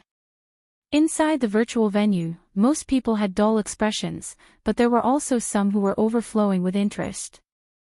This person is certainly an outstanding surgeon. He's also very good at teaching and educating people. Sitting on the right side of President Abner was the world's top boundary grandmaster, Constance Dale. She was still dressed as a medieval witch. Her hood covered her face, and the corners of her lips were half hidden.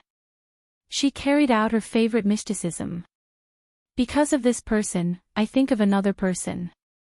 He also loves to preach. The legendary Professor Luo. Didn't he come to the conference today? Oh, you're talking about Luo Nan. President Abner stroked the yellow beard on his cheek. His tone was still gentle. This time, it's an analysis and discussion on the death of Deputy Secretary General Gong Chi. It's an invitation system. Luo Nan isn't a relevant person. But according to the theory and level of strength he's displayed recently, he's certainly qualified. As he spoke, Abner cast his gaze towards Ouyang Qin, who was a bit far away. Although it was a virtual world, his gaze was still solid. Oh, Ouyang. Why don't your branch contact him? If it's convenient, invite him over. Everyone can exchange what they need.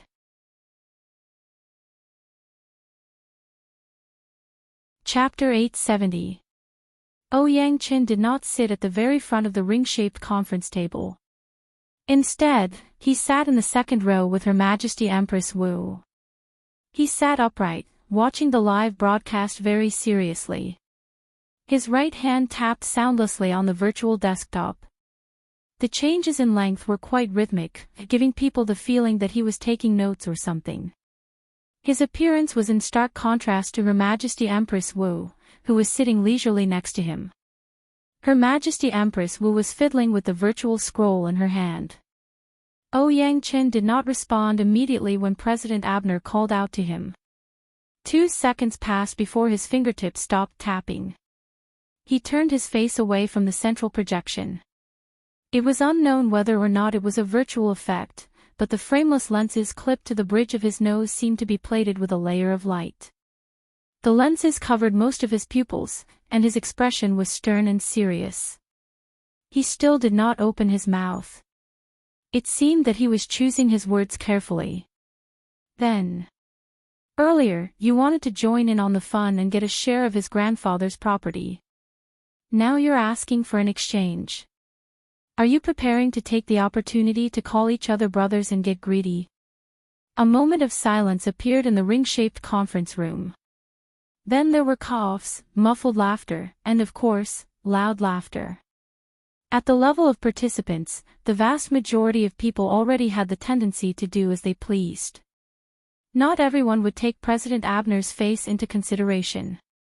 Of course, everyone's gazes were cast in Ouyang Chen's direction. However, everyone could see very clearly that Ouyang Chen did not open his mouth. The voice came from beside him, behind Her Majesty Empress Wu. The audience was already there. Wow!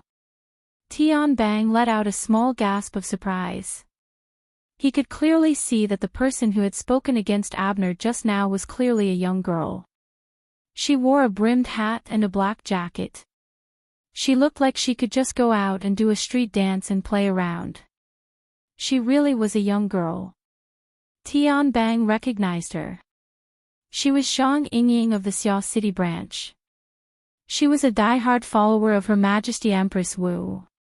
She was also someone in Luo Nan's circle of friends. Speaking of which, this young girl didn't even seem to be an architect. Why did she come to listen? It was fine for her to come with Her Majesty Empress Wu for a meeting, but her words were really out of line. Tian Bang grinned. Don't be fooled by Abner's soft voice. He wasn't able to become the president of the Ability User Society by relying on his ability to eavesdrop. Zhang Yingying also seemed to know that she was in trouble. She pulled down the brim of her hat, shrank her neck, and tried to hide her body behind Her Majesty Empress Wu. No matter what, she would not make eye contact with President Abner. The smile on President Abner's face didn't change at all. He didn't berate the youngster for being rude. He even stopped the furious Marlin and looked at Her Majesty Empress Wu. The expression on the latter's face was indifferent. He didn't react much to the gazes from President Abner and the other directions. Using the virtual book in her hand, she gently combed the hair by her cheek and said softly, "Don't doubt it. It's my idea. Martial monarch, I've just become a transcendent, so I have to make things difficult for him." Those words were reasonable, but they were slightly vulgar. I was afraid that it would damage my bearing, so I let my children speak. Please don't blame me.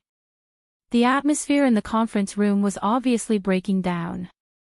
Not just the others, even Ghost Eye, who was standing behind President Abner and chatting with Li Baizhou, was laughing very loudly. In the end, Abner had a deep understanding of the Great Wall Mansion. Even at this time, he was still managing his expression perfectly. The smile lines on his face even deepened a bit, so much so that the yellow beard on the side of his cheeks shook slightly. I understand now. It's because I'm standing up for Toyama's high seas auction. Commercial activities are special in nature. Moreover, times have changed. Everyone holds this meeting for the sake of negotiation and exchange. It's just that some youngsters in the past lacked experience and lacked communication channels. They didn't really know how to negotiate on stage. They felt wronged when they were bullied in a fight, so it was understandable that the adults would stand up for them. And now that the youngsters are independent, everyone is happy to see this happen. What's the standard for children to fight? Yang Chen's index finger scraped across the bridge of his nose. He slightly adjusted the position of his glasses and spoke very seriously. I've made a post-mortem deduction of the intercontinental airship incident. When Luo Nan began communicating with the youngsters of the Yuchuan family, the interference power of the abyssal region was far below the observable standard. The level and intensity were considered very low. No matter what, it wasn't out of line. Why did an adult suddenly jump out? You're talking about us, right? The Pope of Baiji let out a low laugh. His thin, hairless face had a calm appearance. It doesn't matter if it's me or Chinju. We won't overstep our boundaries and stand up for the children of other families. As for the intercontinental airship incident, it should be understood like this. Pulling people to the table, whether it's drinking tea or arm wrestling, always requires a bit of effort. Fine, this is your president's logic. The truth is that we've always bullied the weak and feared the strong. It's just that ordinary people aren't as strong as us. The corner of Tian Bang's lips twitched. It was probably only in this sort of situation that these old extraordinaries would speak so bluntly. However, this battle of tongues, which was about to expand, was, to put it bluntly, each family expressing their position. There was no substantial pressure. President Abner's smiling face was the clearest benchmark. Of course, the earliest pressure was washed away by Zhang Yingying's fearless speech. Or perhaps, the time wasn't right yet. Her Majesty Empress Wu reluctantly concluded, compared to the Amaterasu order, President Abner really does care and cherish. Especially his speech. It's incisive, deep and shallow. It's very targeted and instructive. Oh my, where did your extraordinary bearing go? Tian Bang finally laughed out loud. He wasn't the only one who laughed. He wasn't even in the minority. Her Majesty Empress Wu became more and more open-minded amidst her laughter. The only pity is that he beat around the bush a bit. I'm afraid that only you, President, can speak so clearly. How about this? This is the communication method over there. Everyone, no need to be polite. You can discuss and research, or call each other brothers. Just go ahead. I also really want to know what kind of brilliant argument he can make today. As she spoke, Her Majesty Empress Wu tossed out a white bead of light. It spun around in the live broadcast area. It was none other than the special effects of Luo Nan's message link. Tian Bang casually scanned it and confirmed that there were no mistakes. There were quite a few people who did the same thing as him. Luo Nan would probably receive quite a few friend requests after today's meeting. President Abner maintained his smile. He turned his head and instructed Marlin, send an invitation to Professor Luo right now. If he's free, invite him to participate in this discussion. Everyone is looking forward to the splendid explanation that configuration theory will give to this world. Then he changed the topic of conversation. Before the situation changes, everyone should first understand the background information of today's meeting. See why this meeting is being held, and choose this person. Mr. Mo was quite cooperative in the live broadcast. His lecture was neither fast nor slow. It looked like it would continue for quite some time. On the other hand, Vice President Marlin had just made arrangements to contact Luo Nan. He also had to introduce specific information. He was quite busy for a time. The main topic of this meeting is to ask everyone to identify the true murderer of Deputy Secretary General Gong Qi's murder case. Around 4:00 in the afternoon on the 1st of May in Chan City, Deputy Secret Chief Gong was assassinated in his seclusion location. Unfortunately, he perished. The specific circumstances have already been reported. I won't go into detail this time. Headquarters has invited experts to earnestly analyze the scene. Aside from basic judgments such as the time of the crime, motive, and so on, they have also broken down the clues from the act of murder. In the end, a total of 7 conditions were formed. These will serve as the criteria for identifying suspects. The information in the hands of the participants was updated along with Marlon's explanation. First, an electromagnetic ability user. Connie, Monroe, and I fought with the murderer that day, or should I say, one of the murderers. We are certain that he definitely belongs to this type. Second, an extraordinary or a manipulator of the Abyss region's solidified configuration. This should be the case. I won't go into detail. Third, the extreme utilization of the Abyss region's power and micromanipulation ability. This gives people a deep impression. Fourth, the ability to burn and absorb flesh and blood. Gong Chi's skeleton was destroyed by this. Not even his bones remain. Fifth, the ability to assemble and manufacture machinery. The murderer is equipped with an exoskeleton for combat. The style should have been specially issued, but there are too many possibilities. Better than nothing. Sixth, the ability to conceal and teleport. Without this ability, the murderer wouldn't have been able to easily escape from our pincer attack. Seventh, the ape-like creature. It was the first unexpected factor to appear on Volcano Island. To a large extent, it interferes with our line of sight. Moreover, it is highly related to that plane. Everyone understands. Some people laughed, but most people were very serious. The death of any extraordinary was a very serious matter. If a plane was involved, it would be even more serious. Marin continued to emphasize, considering that this matter is most likely not the work of a single person, as long as a single person fulfills 4 of these 7 conditions, they will be a major suspect. Of course, this also has to be in line with basic criminal reasoning. President Abner added softly from the back, if we can directly prove that someone or some people are highly related to that plane, we can basically directly conclude the case. Everyone should understand that this is the core condition and the most direct evidence. Tian Bang curled his lips. T logic. However, the venue was rather lively and noisy. At least half of the people were shouting. Exactly. The way they heckled didn't have any extraordinary bearing at all. Heh, the human heart is like T. After a long introduction, Marin took advantage of the situation and drew everyone's attention to the live broadcast.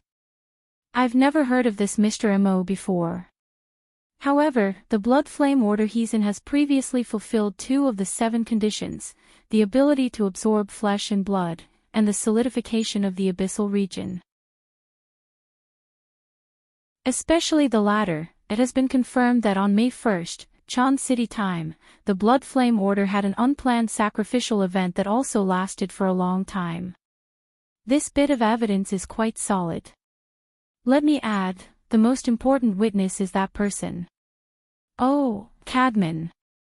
The unlucky guy whose life and death could no longer be confirmed. Thank you, Apocalypse Laboratory, for providing us with an observation point of view, allowing us to simultaneously witness the birth of this Mr. Mo. At the same time, we also added 2 more conditions. There is one that we can't see, but the evidence is conclusive. This Mr. Mo is quite accomplished in the field of exoskeleton design, and he is very willing to invest.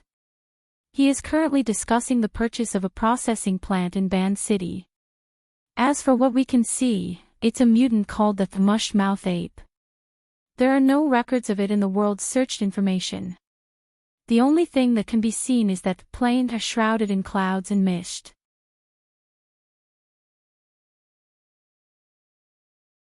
Chapter 871. Marin spoke quickly, but there were still some who couldn't control their impatience. Not far behind Marin, a loud and clear voice rang out. 4 out of 7, the most important one is more or less confirmed. What are we still talking about here? Let's just do it. General Corney, the association's intention is not to make a rash judgment. Considering the Blood Flame Order's past strength and performance, isn't there still that Mr. Mo? Marin took the opportunity to explain, due to the lack of time, from the channels we currently have, this Mr. Mo has no official information at all. Everything we can find is suspected to be fake, then what's the point of talking? It's definitely an impersonation. And looking at that bear's heart and leopard's guts, he can't be weak. If this guy wasn't an extraordinary. Ahem, wouldn't some people who bully the weak and fear the strong have already swallowed him into their stomachs? When the attendees heard General Corney's tone, they thought they would hear some sort of live stream eating *T or something along those lines. In the end, this guy turned cowardly so quickly. Evidently, his impatient tone just now was a sign of him trying to instigate others. For a moment, cold laughter rang out. Although this General Corney had the title of general, he did not actually belong to the military. Instead, he was the leader of a private armed force active in the Central and North Africa region. Although this guy was an extraordinary, he was famous for being shameless. Today, he could be the guardian of a city, and tomorrow, he could be the leader of a vagrant raiding squad. His big mouth could be said to have been somewhat restrained in recent years, but he would still reveal his true nature from time to time. But there were still many people who were willing to cooperate. Not far away from Tian Bang, someone played the role of a sidekick. It's not strange to impersonate someone, but there are dozens of extraordinary in the world, and they're all familiar with each other. So who could it be? Tian Bang tilted his head to take a look. He recognized Cicito of Moose City in Northern Europe. He was a feminine man who was the complete opposite of the common impression of Vikings. He had been active in the fashion industry for a period of time, and had a knack for praising and ruining people. It was said that he did not get along with Her Majesty Empress Wu. Now, a soft knife could be used to stab someone, and it could also be fatal. Compared to Cicito, General Corney was already a straightforward person. He stretched out his pitch-black palm and rubbed his fingers in the air a few times. That candidate, all of you must have molded it in your hearts. Halfway through his words, he saw Ouyang Chen's gaze directed at him. Behind the glasses, his gaze was calm and clear, like a colorless lake, but it could also be said to be like a polished blade. General Kenny was terrified once again. He chuckled and did not say anything else. Everyone wants to snatch food, but no one is willing to stand out. Compared to ordinary people, the mental world of extraordinaries doesn't seem to have any significant difference. After transcendence, there's no such thing as sainthood. Dr. Pan and Tian Bang conversed through a private channel. They spoke much more casually under these circumstances. They're going around and around here because they suspect Luo Nan, right? What do you think? Honestly, I can't tell. Tian Bang knew that the extraordinaries around the ring-shaped meeting platform had invited him over to listen to the meeting only because of his special relationship with the Blood Flame Order. They wanted to obtain more insider information and make a more accurate judgment. This gave Tian Bang a strange sense of self-awareness that he was a traitor. But even if it was out of personal interest, after he digested the information he had prepared for the meeting, he still spent a lot of effort to observe Mr. Mo. Tian Bang had some harvests. He didn't obtain them from Mr. Mo himself. Instead, he obtained them from Mr. Mo's subordinate, Cadman, whose life and death were hard to determine. Tian Bang knew of Cadman. He knew that Cadman was a fleshly adept with decent strength. He also knew of the technique of the violent fire seal. This made him naturally put himself in Cadman's shoes. How could his soul be captured from thousands of kilometers away? Was the violent fire seal the key trigger in the entire process? Was it possible to avoid this result? What role did the Blood Soul Temple, the solidified configuration in the Abyss region, play? What role did it play? Tian Bang analyzed as he put himself in Mr. Mo's shoes. Even though Tian Bang had mostly broken away from the system of the Blood Flame Order and the Restraint faction, he still had some insights. But these were far from enough to be used as a basis for a qualitative judgment. Tian Bang said, Mr. Mo's situation is a clear suspicion, but it hasn't reached the stage of true evidence. If Mr. Mo wasn't an extraordinary, he might have died 100 times over by now. But he is. At the very least, it's highly likely that he is. If that's the case, then the nature is completely different. Dr. Pan, with the rigorous attitude of a researcher, gave a reasonable discussion. Up until now, this Mr. Mo hasn't shown any solid evidence that he's an extraordinary. On the contrary, he's been too vague, Tian Bang laughed. To play with a person's soul in the palm of his hand from thousands of kilometers away. What kind of level is this? That's because he's dealing with his own order's believers. 2 of the leaders of the 3 great orders have come. Perhaps you can ask them how they deal with undevout believers. Is it possible to do things so beautifully from thousands of kilometers away? We've also done a few models of the Blood Soul Temple. If we consider the optimal solution, Tian Bang shook his head. Don't mention those kinds of wild guesses. Besides, doesn't optimal mean the most dangerous? Everyone has to leave a way out for themselves. When it comes to extraordinaries, it's never too much to be cautious. It's been a bit better these past few years. There aren't many cases of extraordinaries fighting to the death, but every time it happens, it shakes the entire world. There's no need to talk about Gong Qi. A few years ago, Jin Buhuan was completely influenced by a nuclear bomb. Dr. Pan, didn't you research there for a period of time? Dr. Pan slowly nodded. Yes. It was in that volcanic area. In comparison, Jin Tong died the most sullen death. He was finished without a sound. He only left behind a mountain of bones for the people of the world. Oh. Suddenly, a new train of thought opened up in Tian Bang's mind. Perhaps, it seemed, it was possible. He found a new piece of evidence. Mountain of Bones, a Blood Soul Temple, and the headband that fell into Luo Nan's hands in the end, an electromagnetic ability user. Jin Tong was an electromagnetic ability user.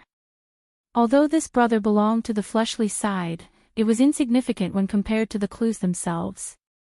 Tian Bang had heard in Xia City that Luo Nan was researching and developing equipment for the Jin Tong headband.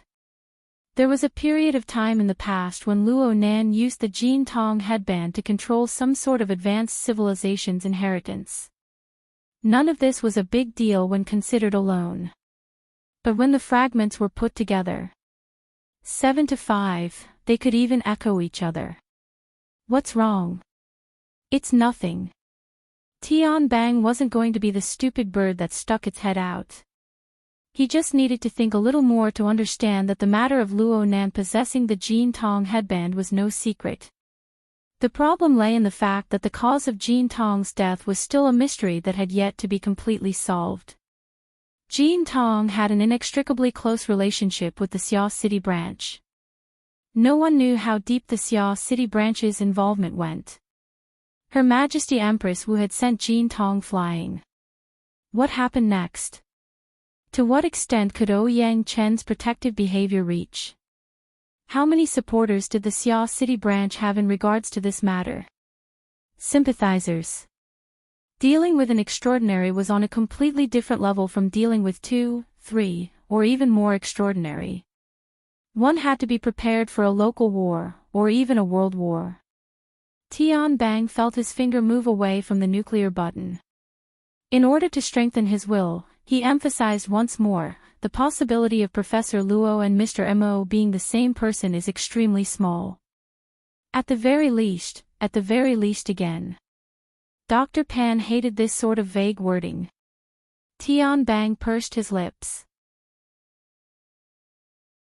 Anyone who comes from the Blood Flame Order and has received the Order's knowledge system, such as myself, would find it hard to accept that a person who had absolutely no contact with the Blood Flame Order half a year ago can now perform an anatomical analysis of the Blood Soul Temple and the believers under the Blood Soul Temple system. These points of knowledge are very difficult, okay? Dr. Pan sighed. Fine. Even if they aren't the same person, it doesn't seem to be a problem if they have a cooperative relationship. Perhaps. Tian Bang was saddened by his own brain. He couldn't help but ponder along Dr. Pan's train of thought. When did the two begin to cooperate? At the very latest, it wouldn't be later than Jean Tong's death. That was in early December of last year.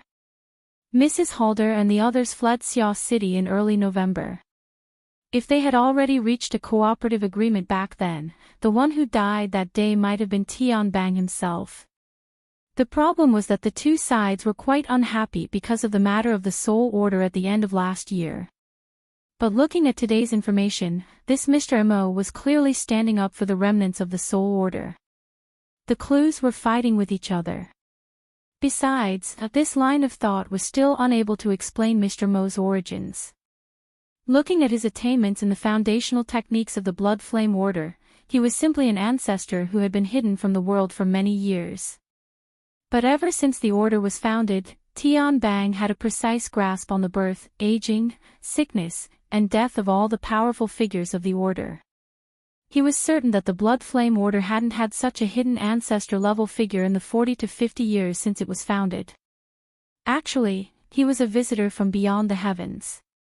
The corner of Tian Bang's lips twitched. This was too fucking roundabout. No wonder President Abner and the others were hesitant. Mr. Mo's entire being was hidden in a dense fog of fragmented logic.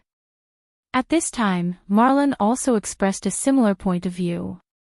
Due to the limitations of the Apocalypse Laboratory's observation methods, we have no way of obtaining more information.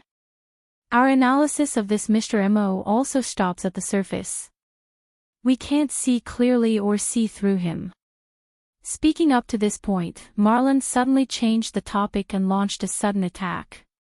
The Pope of the 100 Collections is the host in this aspect, and he has set up a grand scheme to illuminate Osaka City. Presumably, he has an even more exquisite view. The Pope of the 100 Collections didn't have the slightest reaction of being attacked. He spoke in a logical and logical manner, neither hurried nor slow. It was as if he had long since prepared for this. I can't say that he is exquisite. It's just that he has seen things a bit longer than others. In my opinion, this Mr. Mo's exquisite control over the power of the Abyss region is something that none of us here can compare to.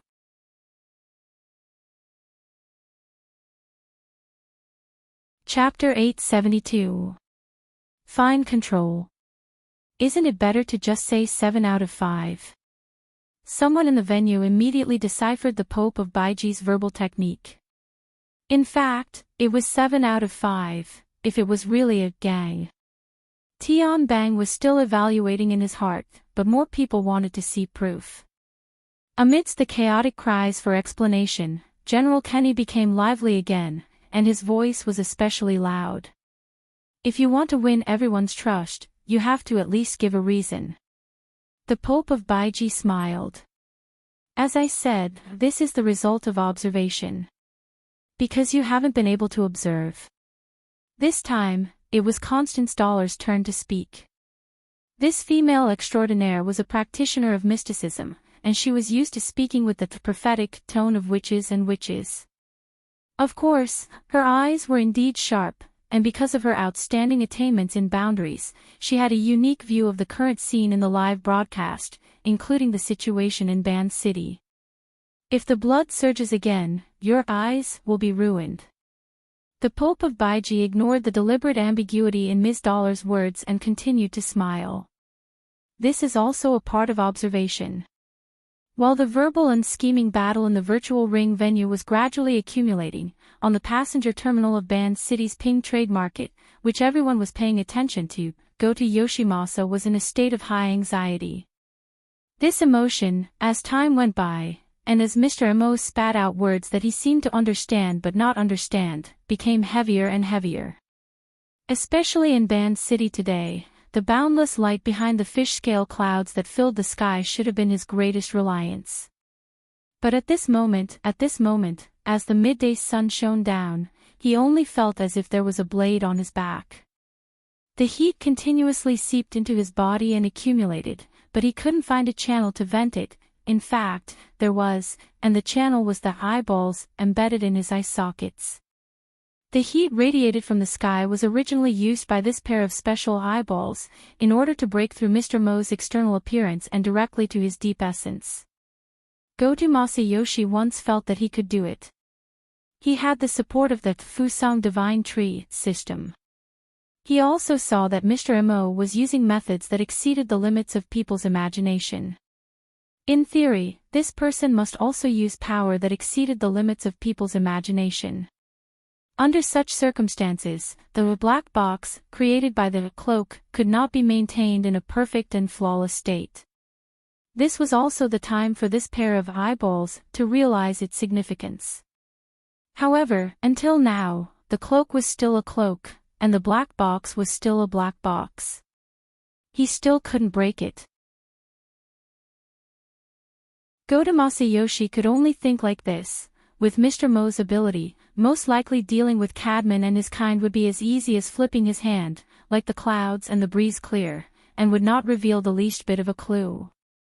So, more than once, he hoped that Captain Jimmy would be able to use his hands to create the conditions for him, the eyes, to observe. However, after that detestable bastard suffered a loss, he hid in the tin can and pretended to be deaf and mute. When he was forced into a corner, he even boasted back, "I have a more important mission." This coward. Of course, Goto Masayoshi knew that Captain Jimmy had a backer. However, who didn't have a backer? The problem was that Goto Masayoshi's own backer did not have any new arrangements. Actually, Goto Masayoshi had never accepted any arrangements. He and his heavenly state warriors were just relying on the wild growth of the Fusang Divine Tree. He could use the name of the Amaterasu sect to his heart's content, like a fox borrowing the might of a tiger, to obtain benefits for himself, to strengthen his forces, and to become a socialite, in a certain sense. However, his heart was also clear. Behind everything, there was a most essential mission, to be a good eye. However, he did not manage to do it now. This made Goto Masayoshi's mood very bad. The discomfort on his body was much more direct than the change in his state of mind. The eyeball was still continuously gathering sunlight energy, trying to penetrate the cloak on Mr. Mo's body, but it could not find a breakthrough point. The energy was being consumed, but most of the energy was still unable to enter or exit, only operating around the eyeball and its surroundings. Goto Masayoshi felt that his head was swelling, especially around his eye sockets. That pair of special eyeballs seemed to be squeezing out bit by bit. At first, the feeling was not too clear, but when it became clear, it was already too much, and even if he wanted to control it, he did not know where to start. At this moment, Goto Masayoshi felt that he was like an overinflated tire. His whole body was burning hot, and not only was his head dizzy, his whole body was practically about to explode. He wouldn't really explode, right? Goto Masayoshi had never encountered such a situation before, so he was unable to make an effective judgment. And once this thought was born, he could not stop it no matter what. Even though he knew that he should not, in the depths of Goto Masayoshi's heart, fear still seeped into his anxious emotions. Of course, what triggered them was both behind and in front of him. It was also at this moment, in Goto Masayoshi's vision, there seemed to be dirty smoke lingering, undulating inside and outside the invisible cloak around Mr. Mo's body. Those miscellaneous people who had already been dominated by terror, contributed another wave of, it's me. Goto Masayoshi suddenly realized, his heart suddenly sank, but the special eyeball still faithfully and objectively reflected all the changes that had happened. It allowed Goto Masayoshi to see clearly what kind of interaction had formed between the negative emotions that were born in his body and Mr. Mo's previous interactions. Wait, a chance. Goto Masayoshi's thoughts once again lagged behind the reaction of that eyeball. The sunlight that filled the sky, under the support of the Fusang Divine Tree's Great Divine Treasure System, formed an extraordinary connection with Goto Masayoshi's special eyeball above the normal laws of physics. After that, Goto Masayoshi felt that his body seemed to have entered a kind of transparent state, creating the best conditions for the sunlight that was projected over. Most importantly, Goto Masayoshi's thoughts had actually participated. As a kind of targeting tool, it had specified the direction and target of focus, and had received the feedback information. At this moment, Goto Masayoshi followed the smoke and saw even more. He saw the trajectory of the smoke circulation, including some of the details of the operation and transformation, and thus naturally discovered that the cloak and black box belonged to a kind of tight and exquisite energy structure, yet still maintained a highly integrated state with the real world. Because of the integration, they were one. It's this. Goto Masayoshi never would have thought that the difficult problem that had been dragging on for a long time would actually have a breakthrough because of his own fear. He also didn't have the time to think deeply about the problem inside, only doing his best to memorize and analyze, trying to dig out even more things. He had already seen the light. Everything was difficult at the beginning. Very quickly, his vision suddenly slanted, completely leaving its original focus. His entire vision was also affected, swaying back and forth. Swaying. The so-called swaying was actually swaying back and forth. It felt like the eyeball wasn't embedded in the eye sockets, but rather attached to some thin string. His randomly swaying vision, in the blink of an eye, he rearranged the situation around him. Mr. Mo, Mush-Mouth Ape, the cowardly Jimmy, his terrified subordinates, and the veterans that he had forcefully dragged over to confront, and so on. Why are all these guys looking at me? And with that kind of gaze? What is this? In his swaying vision, a thicket of blood, flesh, nerves, and bones appeared. It was malevolent and ugly, and emitted an ominous aura of death. It was still burning.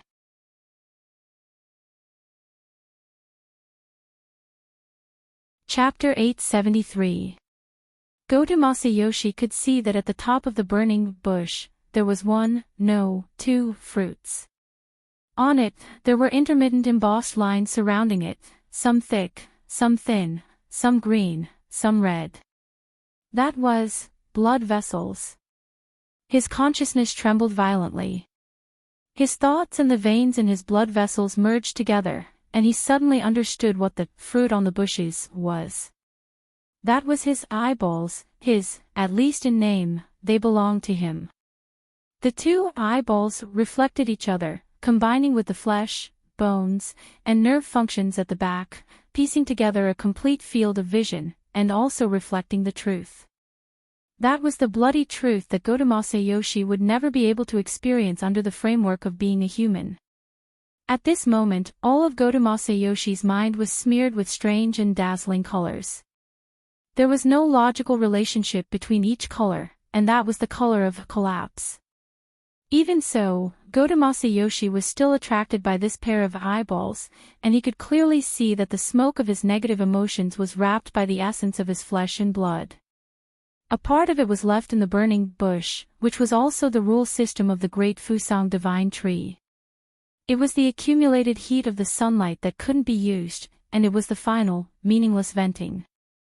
As for the other part, it was together with the people on the passenger terminal who were already seized by fear, together with the same color of emotional smoke. Under the drive of an invisible force field, it was thrown into the depths of the cloak around Mr. Mo, and it was thrown into an incomprehensible level. Although it was incomprehensible, he finally saw it. The pitiful quality that belonged to him was twisted, torn, and completely evaporated in the cracks of the opposing rules. The last of his rationality ended here. Goto Masayoshi had no meaning left, and what was left was only the burning flesh, bones, and nerves. And these very quickly lost the outline of the human organs in the flames. Only that pair of eyeballs that were still filled with blood were shaking in the flames, emitting a demonic light.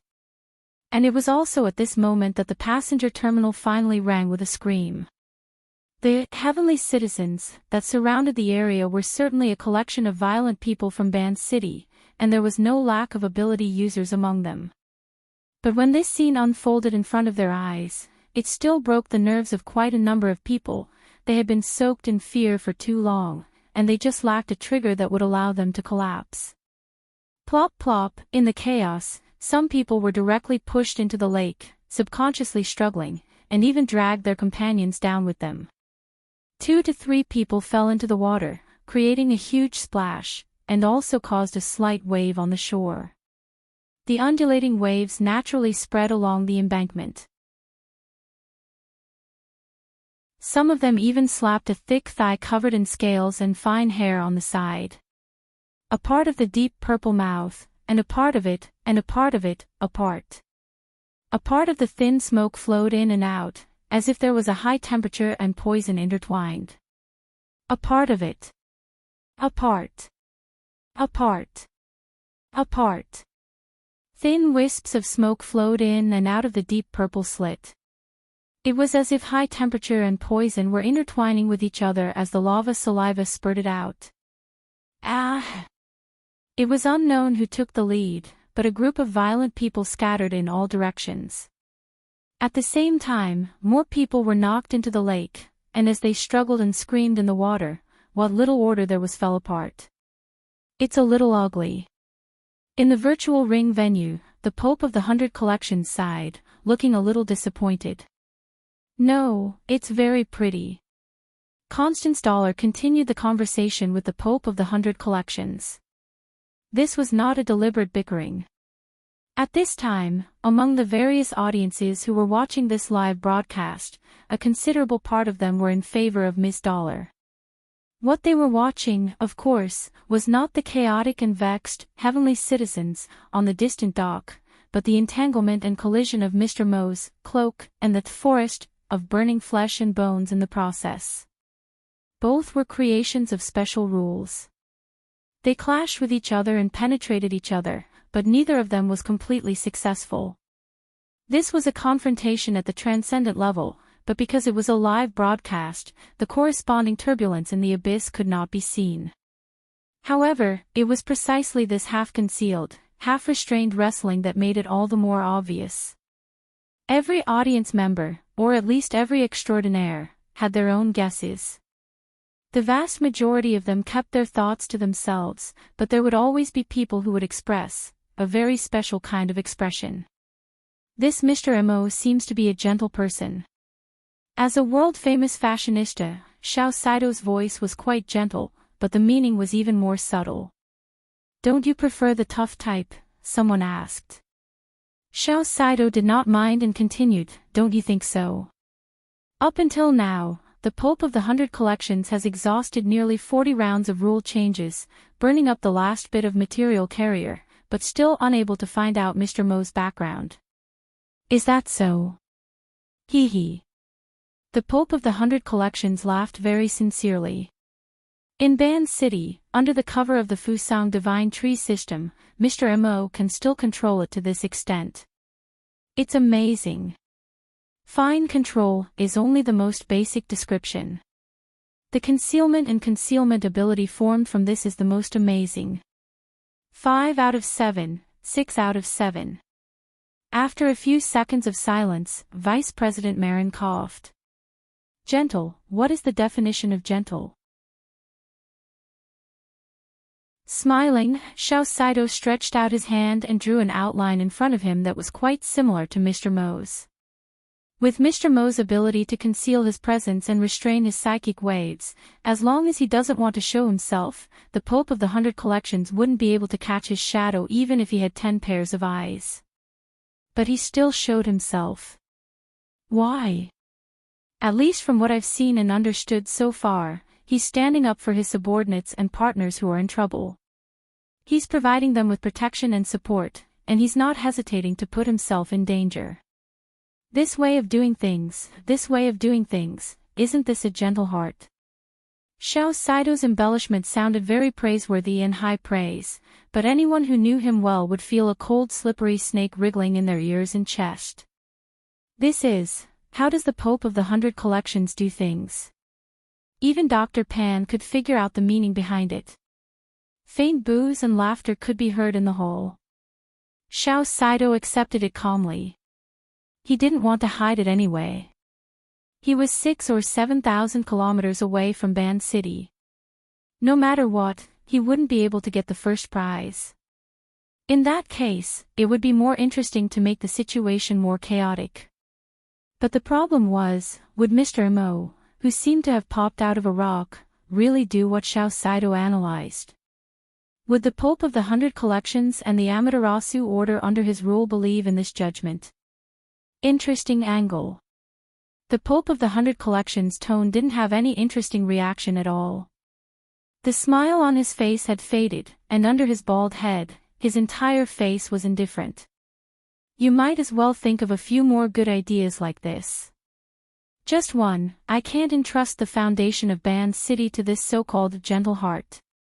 It was obvious from his words that the Amaterasu Order, or at least the Pope of the 100 Collections, wasn't too willing to go against this Mr. Mo in Ban City. As for true God Qianju, well, he might already be rubbing his palms together. At least for now, the Pope of the 100 Collections was still steering the ship, very quietly and honestly asking for opinions. Are there any other possibilities? Why would such a person appear in front of people at this time, at this moment, in this way? This is a question that I can't answer no matter how much I think about it. Why don't you all give me some suggestions? That's right, why? Intentional, unintentional, active, forced. These high-end ability users with rich experience could easily think of dozens or even hundreds of possibilities. But every possibility had to be supported by sufficiently solid logic. Then again, at their level, logic wasn't a necessary consideration. For example, the cause of this meeting. Gong Qi had already been dead for half a month. The Ability User Association had been searching for him all over the world, but there had been no progress at all. Suddenly, such a person had jumped out and openly displayed his deep suspicions. Moreover, it was in the territory of two top-notch extraordinaries. What logic was there to speak of in this? What do you think is going on? Dr. Pan tried to discuss with Tian Bang again. But this time, Tian Bang didn't join the conversation. Coincidentally, an order had entered his mind through the channel of the health pod. Major General Tian, the meeting hopes to understand the information related to the Blood Flame Order in the Jin Tong incident. Please be prepared to speak. 6 out of 7 was not enough. Was this a 7 out of 7?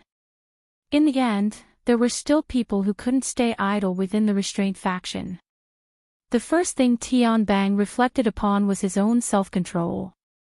Then he considered on an even broader level, Mr. Mo's sudden appearance meant that there was nothing else he could do aside from the Blood Flame Order as a clue. The Blood Flame Order was a secret order. Actually, it had been a rather well-known organization in the inner world for several decades. Everyone knew the ins and outs of the order. There wasn't much meaning in digging further. But if he could solidify the relationship between Luo Nan and the Blood Flame Order, then the monotonous clues would immediately be plentiful and three-dimensional. Back then, the Hill of Bones in the seas outside of Xia City had long since spread into the eyes of millions and millions of ability users in the inner world along with the broadcast signal. Was there a lack of 2 or 3 people among them? Which big shot of the military wanted to decisively take a side? Or perhaps this was a higher level of sitting on top of the mountain to watch the tigers fight. It was fine to show one's stance, but did they ask for the opinions of others? Tian Bang reflected upon himself for the second time. Was it because he had been acting far too easy to bully in the outside world? So much so that any random Tom, Dick, or Harry dared to use him as a gun. Dr. Pan. Have you checked the communication privileges of the experimental center recently? This, I'm not too sure. What's wrong? There's a spam message coming in. You guys are quite open-minded. Tian Bang used his own privileges to form an overlay as he spoke. He adjusted it to the highest level of non-combat readiness. It wasn't to the extent of cutting off internal and external communications, but at the very least, there needed to be some sort of identity verification. Of course, he was currently in the midst of a human experiment. The verification work was handed over to his young but reliable aide, Lieutenant Colonel Zhu Ling, to handle. As for the spam message in front of him, what was the point of mentioning it? Having done all this, Tian Bang magnanimously became a spectator. Oh, there was also that speech. Things like bioelectricity disorder and memory errors were far too common during the human experiment phase. There was really nothing that could be done. The corner of Tian Bang's mouth twitched when Mr. Mo's thin and sickly face revealed a clear smile over at Osaka City. He extended his hand like he was plucking a fruit. He pinched one of the eyeballs within the flames of the thicket that was about to be completely burned away. I can study it for a bit. Wow! There was no telling how many people in the circular hall exclaimed at this moment. Most of them couldn't tell how many marvelous and subtle operations Mr. Mo's seemingly simple action had to be performed on the transcendent level. In any case, Mr. Mo had indeed plucked a fruit and pinched it with 3 fingers. But that wasn't the end. He raised his head again. This time, it was an overly direct angle that pierced through the projection of the live stream into the virtual circular hole. I want this one too.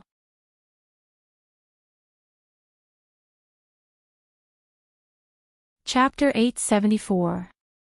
What does he want? Has he discovered us? The higher the concealment ability of Mr. Mo's cloak, the more penetrative the light from his eyes, which were the windows of his soul. They were separated by thousands or even tens of thousands of kilometers, and the boundary between the virtual and the real lay between them. However, at this moment, a similar thought flashed through the minds of most of the audience in the virtual venue. It had nothing to do with logic. It was just their first feeling. However, the feeling didn't last long. While their thoughts were in turmoil, Mr. Mo's eyes remained fixed, and his body didn't move. The gigantic bloody fiend behind him had already made the clearest move. At this moment, the mush-mouth ape moved from stillness to a great extent and at a great speed. It was to the extent that its enormous body was like a liquid, or like a wave of light that had broken through the barrier of a solid wall. The filthy color of blood mostly covered the glitter of the light wave, but the elements contained inside were even more complicated. It seemed that a violent chemical reaction was taking place inside the bloody light and between it and the materials in the outside world. The camera shot from Captain Jimmy's perspective was instantly polluted by the bloody light. The irregular halos and spots obscured most of the details there. F***CK. In the virtual venue, several people blurted out their catchphrases. The problem was that the terrible effect of the live stream did not improve because of their curses. On the contrary, the bloodstains, halos, and spots were still unscrupulously expanding, smearing and polluting their visual field. In the end, they almost lost the meaning of analysis. There were only deformed bloodstains that interweaved into twisted and ever-changing patterns that were changing rapidly. The problem of the live stream continued to worsen, and there was no sign of it getting better. What's going on? At this moment, even Marlon and the others on the circular conference table couldn't hold back anymore. President Abner, on the other hand, quickly made a judgment. It seems that the operation team is under attack. As he spoke, he looked at the Pope of 100 Communities. He was probably the only one among all the participants who had multiple perspectives. However, the Pope was still indifferent, and he seemed to be in a trance if one looked closely. He didn't respond to Abner's gaze at all. Abner shook his head slightly and turned around to consult a key person who was only separated from him by Marlon and hadn't spoken much. Chairman Mao, should we ensure the quality of the live broadcast? The so-called Director Mao was probably the most casually dressed person at the scene. He was sitting behind the conference table, and only a red and green floral shirt could be seen on his upper body. A pair of aviator sunglasses hung around his neck. It was as if he was projecting the beautiful scenery of the Sunshine Coast. One could imagine what the lower half of his body looked like. This was the truth. Not only was this Director Mao a veteran extraordinaire, he was also an independent director of quantum holdings in the secular world and the main liaison for the Deep Blue project. He was practically the highest representative of quantum holdings in the inner world. However, unfortunately, he was currently on vacation and was in the Gold Coast. He was forced to attend the meeting, so he was somewhat unwilling and yawned non-stop. However, at this moment, his expression finally tensed up. The vertical wrinkles on his forehead also stood up, and he looked very serious. That's right, we are now an operation team directly under the Apocalypse Laboratory, and we have been attacked. This is a very serious matter. Director Mao was still describing the incident when someone interjected, "When will the live broadcast signal come back?" Director Mao acted as if he hadn't heard anything. The problem right now is the safety of the operation team members. Before he even finished speaking, the messy broadcast screen suddenly cut away from the blood-colored haze and restored the image of the Band City passenger terminal in broad daylight. However, the perspective of the live broadcast had already undergone a clear change. The angle that belonged to Captain Jimmy and was directly facing Mr. Mo had already disappeared. To be more precise, it was in the form of a painting within a painting. It had shrunk to a small area in the upper right corner, and what appeared on the main screen was a side view from the lake's surface to the terminal. From this angle, only half of Mr. Mo's back and shoulders could be seen as he sat in a wheelchair. There was also the ever-expanding anomaly that had already lost its flesh and was more like a translucent bubble of lava than an area of 20 square meters in front of him. F***CK, what is that? The mush-mouth ape. The answer was right in front of them, but none of the audience dared to confirm it. At this moment, the internal radio waves of the operation team in Band City transformed into urgent syllables that appeared in the audience's ears. Captain, Jimmy, he's been swallowed. The formatted space structure has been destroyed. It's greatly weakened. Attempting to replace the main axis. Application denied. Deep Blue's platform location has disappeared. Apocalypse array. Blah, blah, blah. There seemed to be some sensitive word that the corresponding information had been masked. The following information was even more intermittent. However, the vast majority of the audience present possessed rich combat experience. They could make guesses and understand some of the situation. As it turned out, what Mr. Mo wanted was Captain Jimmy. A more professional term would be a high-end combat machine directly under the Apocalypse Laboratory, or even the most cutting-edge 7th-generation dynamo core. Generally speaking, the roots of Jimmy's operation team were still a tightly controlled secret. However, the present virtual venue was the gathering place of the world's strongest experts. There was still a considerable portion of people who understood the crux of the matter. Their gazes unconsciously turned towards Director Mao again. The latter also began to slam the table. Vile. Vile. If he could restrain his expression a little more, perhaps it would have been more realistic. Even Dr. Pan could see it. Deep Blue and Apocalypse are at loggerheads because of the 7th-generation dynamo core. So it wasn't just a rumor. Tian Bang wasn't too interested in this. He was more concerned about the details displayed in the live broadcast. At present, the operation team had clearly fallen into an extremely awkward situation. The captain had been swallowed, and the formatted space had fallen into a leaderless state. It had to be rearranged, but the following situation didn't seem quite right. As a top-notch burner, Tian Bang very quickly discovered the abnormality from the operation team's password. Why can't the main axis be replaced? The authority of the commander should be handed over in sequence. The authority didn't pass. Dr. Pan's attention quickly shifted from the level of gossip to the professional domain. He made a professional judgment, but he soon fell into a state of confusion. Why? Since it's directly under the Apocalypse laboratory, it's most likely the 7th-generation dynamo core. How could there be such a low-level bug in authority transfer? Why is it a bug? There's obviously another possibility. Tian Bang stared at the blood-colored bubble in the projection area and said in a low voice, "Why can't it be Captain Jimmy, the commander, who hasn't completely lost his ability to command and hasn't completely lost contact with the other operation team members? He's clearly been swallowed. Looking at that monster's appearance, it can't possibly have digested him along with his exoskeleton. Oh, could it be that the deep blue walkers under the control of the 7th-generation dynamo core have a qualitative leap in their ability to survive and communicate in harsh environments? That's why I said that these people shouldn't be called deep blue walkers.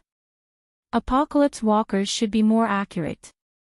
Tian Bang nodded, then shook his head. "The problem is that we don't know the nature and composition of the so-called mush-mouth ape stomach space, right?"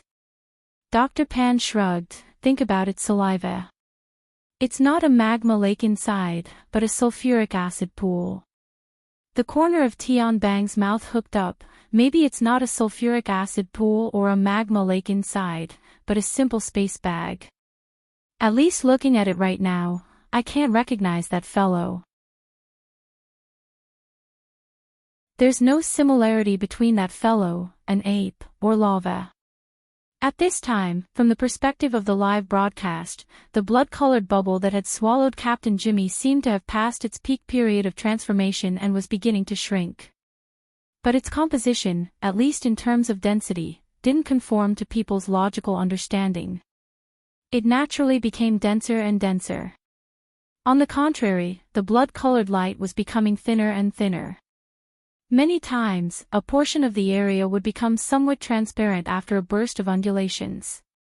It was like an illusory soap bubble. It seemed as if it could be blown away with a single breath. But the problem was that after the initial panic, the operation team had already begun a limited counterattack. All physical and energy ammunition were directed towards the blood-colored bubble. Attack! Attack! At least 5 deep blue walkers launched their attacks from the surface of the lake, from the sky, and from the distant commanding heights.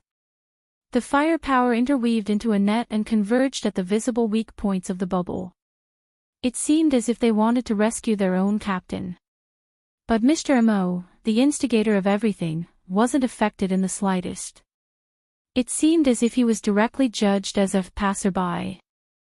This passerby also didn't have any intention of interfering. He only played with the fruit he had just plucked with his fingertips. He allowed the astonishing firepower of the deep blue walkers to pour down on the increasingly weak, blood-colored bubble. The problem was, whether it was the metal bullets, high-explosive gunpowder, or energy blasts, regardless of whether they were supported by the format of fire, all of them were like clay oxen entering the sea after entering the blood-colored bubble. They disappeared without a sound. Tian Bang said decisively, "This is absolutely not the structural model of a flesh and blood body. This fellow is highly energized. And then, it's relatively easy to mold. It's a natural building material." Dr. Pan was simply repeating Mr. Mo's previous description. This was also the only basis. Tian Bang asked, "What is a highly malleable energized building material used to construct?"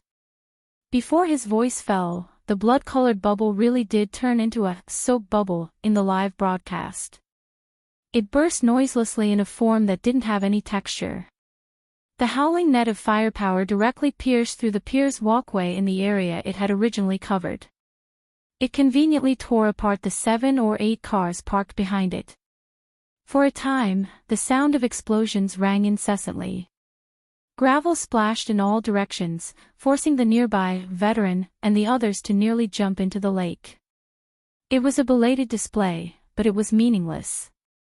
The mush-mouth ape disappeared along with the blood-colored bubble. At the same time, the fully armed Captain Jimmy also disappeared. That 300-kilogram top-notch creation that was a combination of man and machine had disappeared without a trace. Yes, disappeared. Tian Bang felt that this was the most accurate way to describe it. He couldn't experience any of the so-called devouring texture. He only felt that this was a magic show that had occurred in front of the world's apex powerhouses. Captain Jimmy himself wasn't much, but he was the embodiment of the Apocalypse Laboratory's most cutting-edge research results. Had all traces of its existence been erased just like that? Tian Bang only felt that this was too absurd. At this time, it was Director Mao in the flowery shirt who knocked on the virtual ring-shaped conference table with a deafening sound. This is a disgrace. This is an extraordinary humiliation. Why the hell are we still doing a live broadcast? The live broadcast screen began to blur as if it had heard his command. It looked as if the signal was about to be cut off. At this moment, someone sitting one person away from him also knocked on the table. Continue. Abner's feminine voice was piercing like a sharp blade cutting through the air at this moment. Just a few milliseconds later, at least 3 to 5 powerhouses said in unison, a painting within a painting. You're tuning into the Dreamy Chapters YouTube channel. We're so grateful for your support, and don't forget to subscribe to join us on this incredible journey through captivating stories. Your generosity through donations truly makes a world of difference, as it's the primary source of revenue that allows me to expand and enhance this channel for you. Thank you from the bottom of my heart for being a part of this adventure.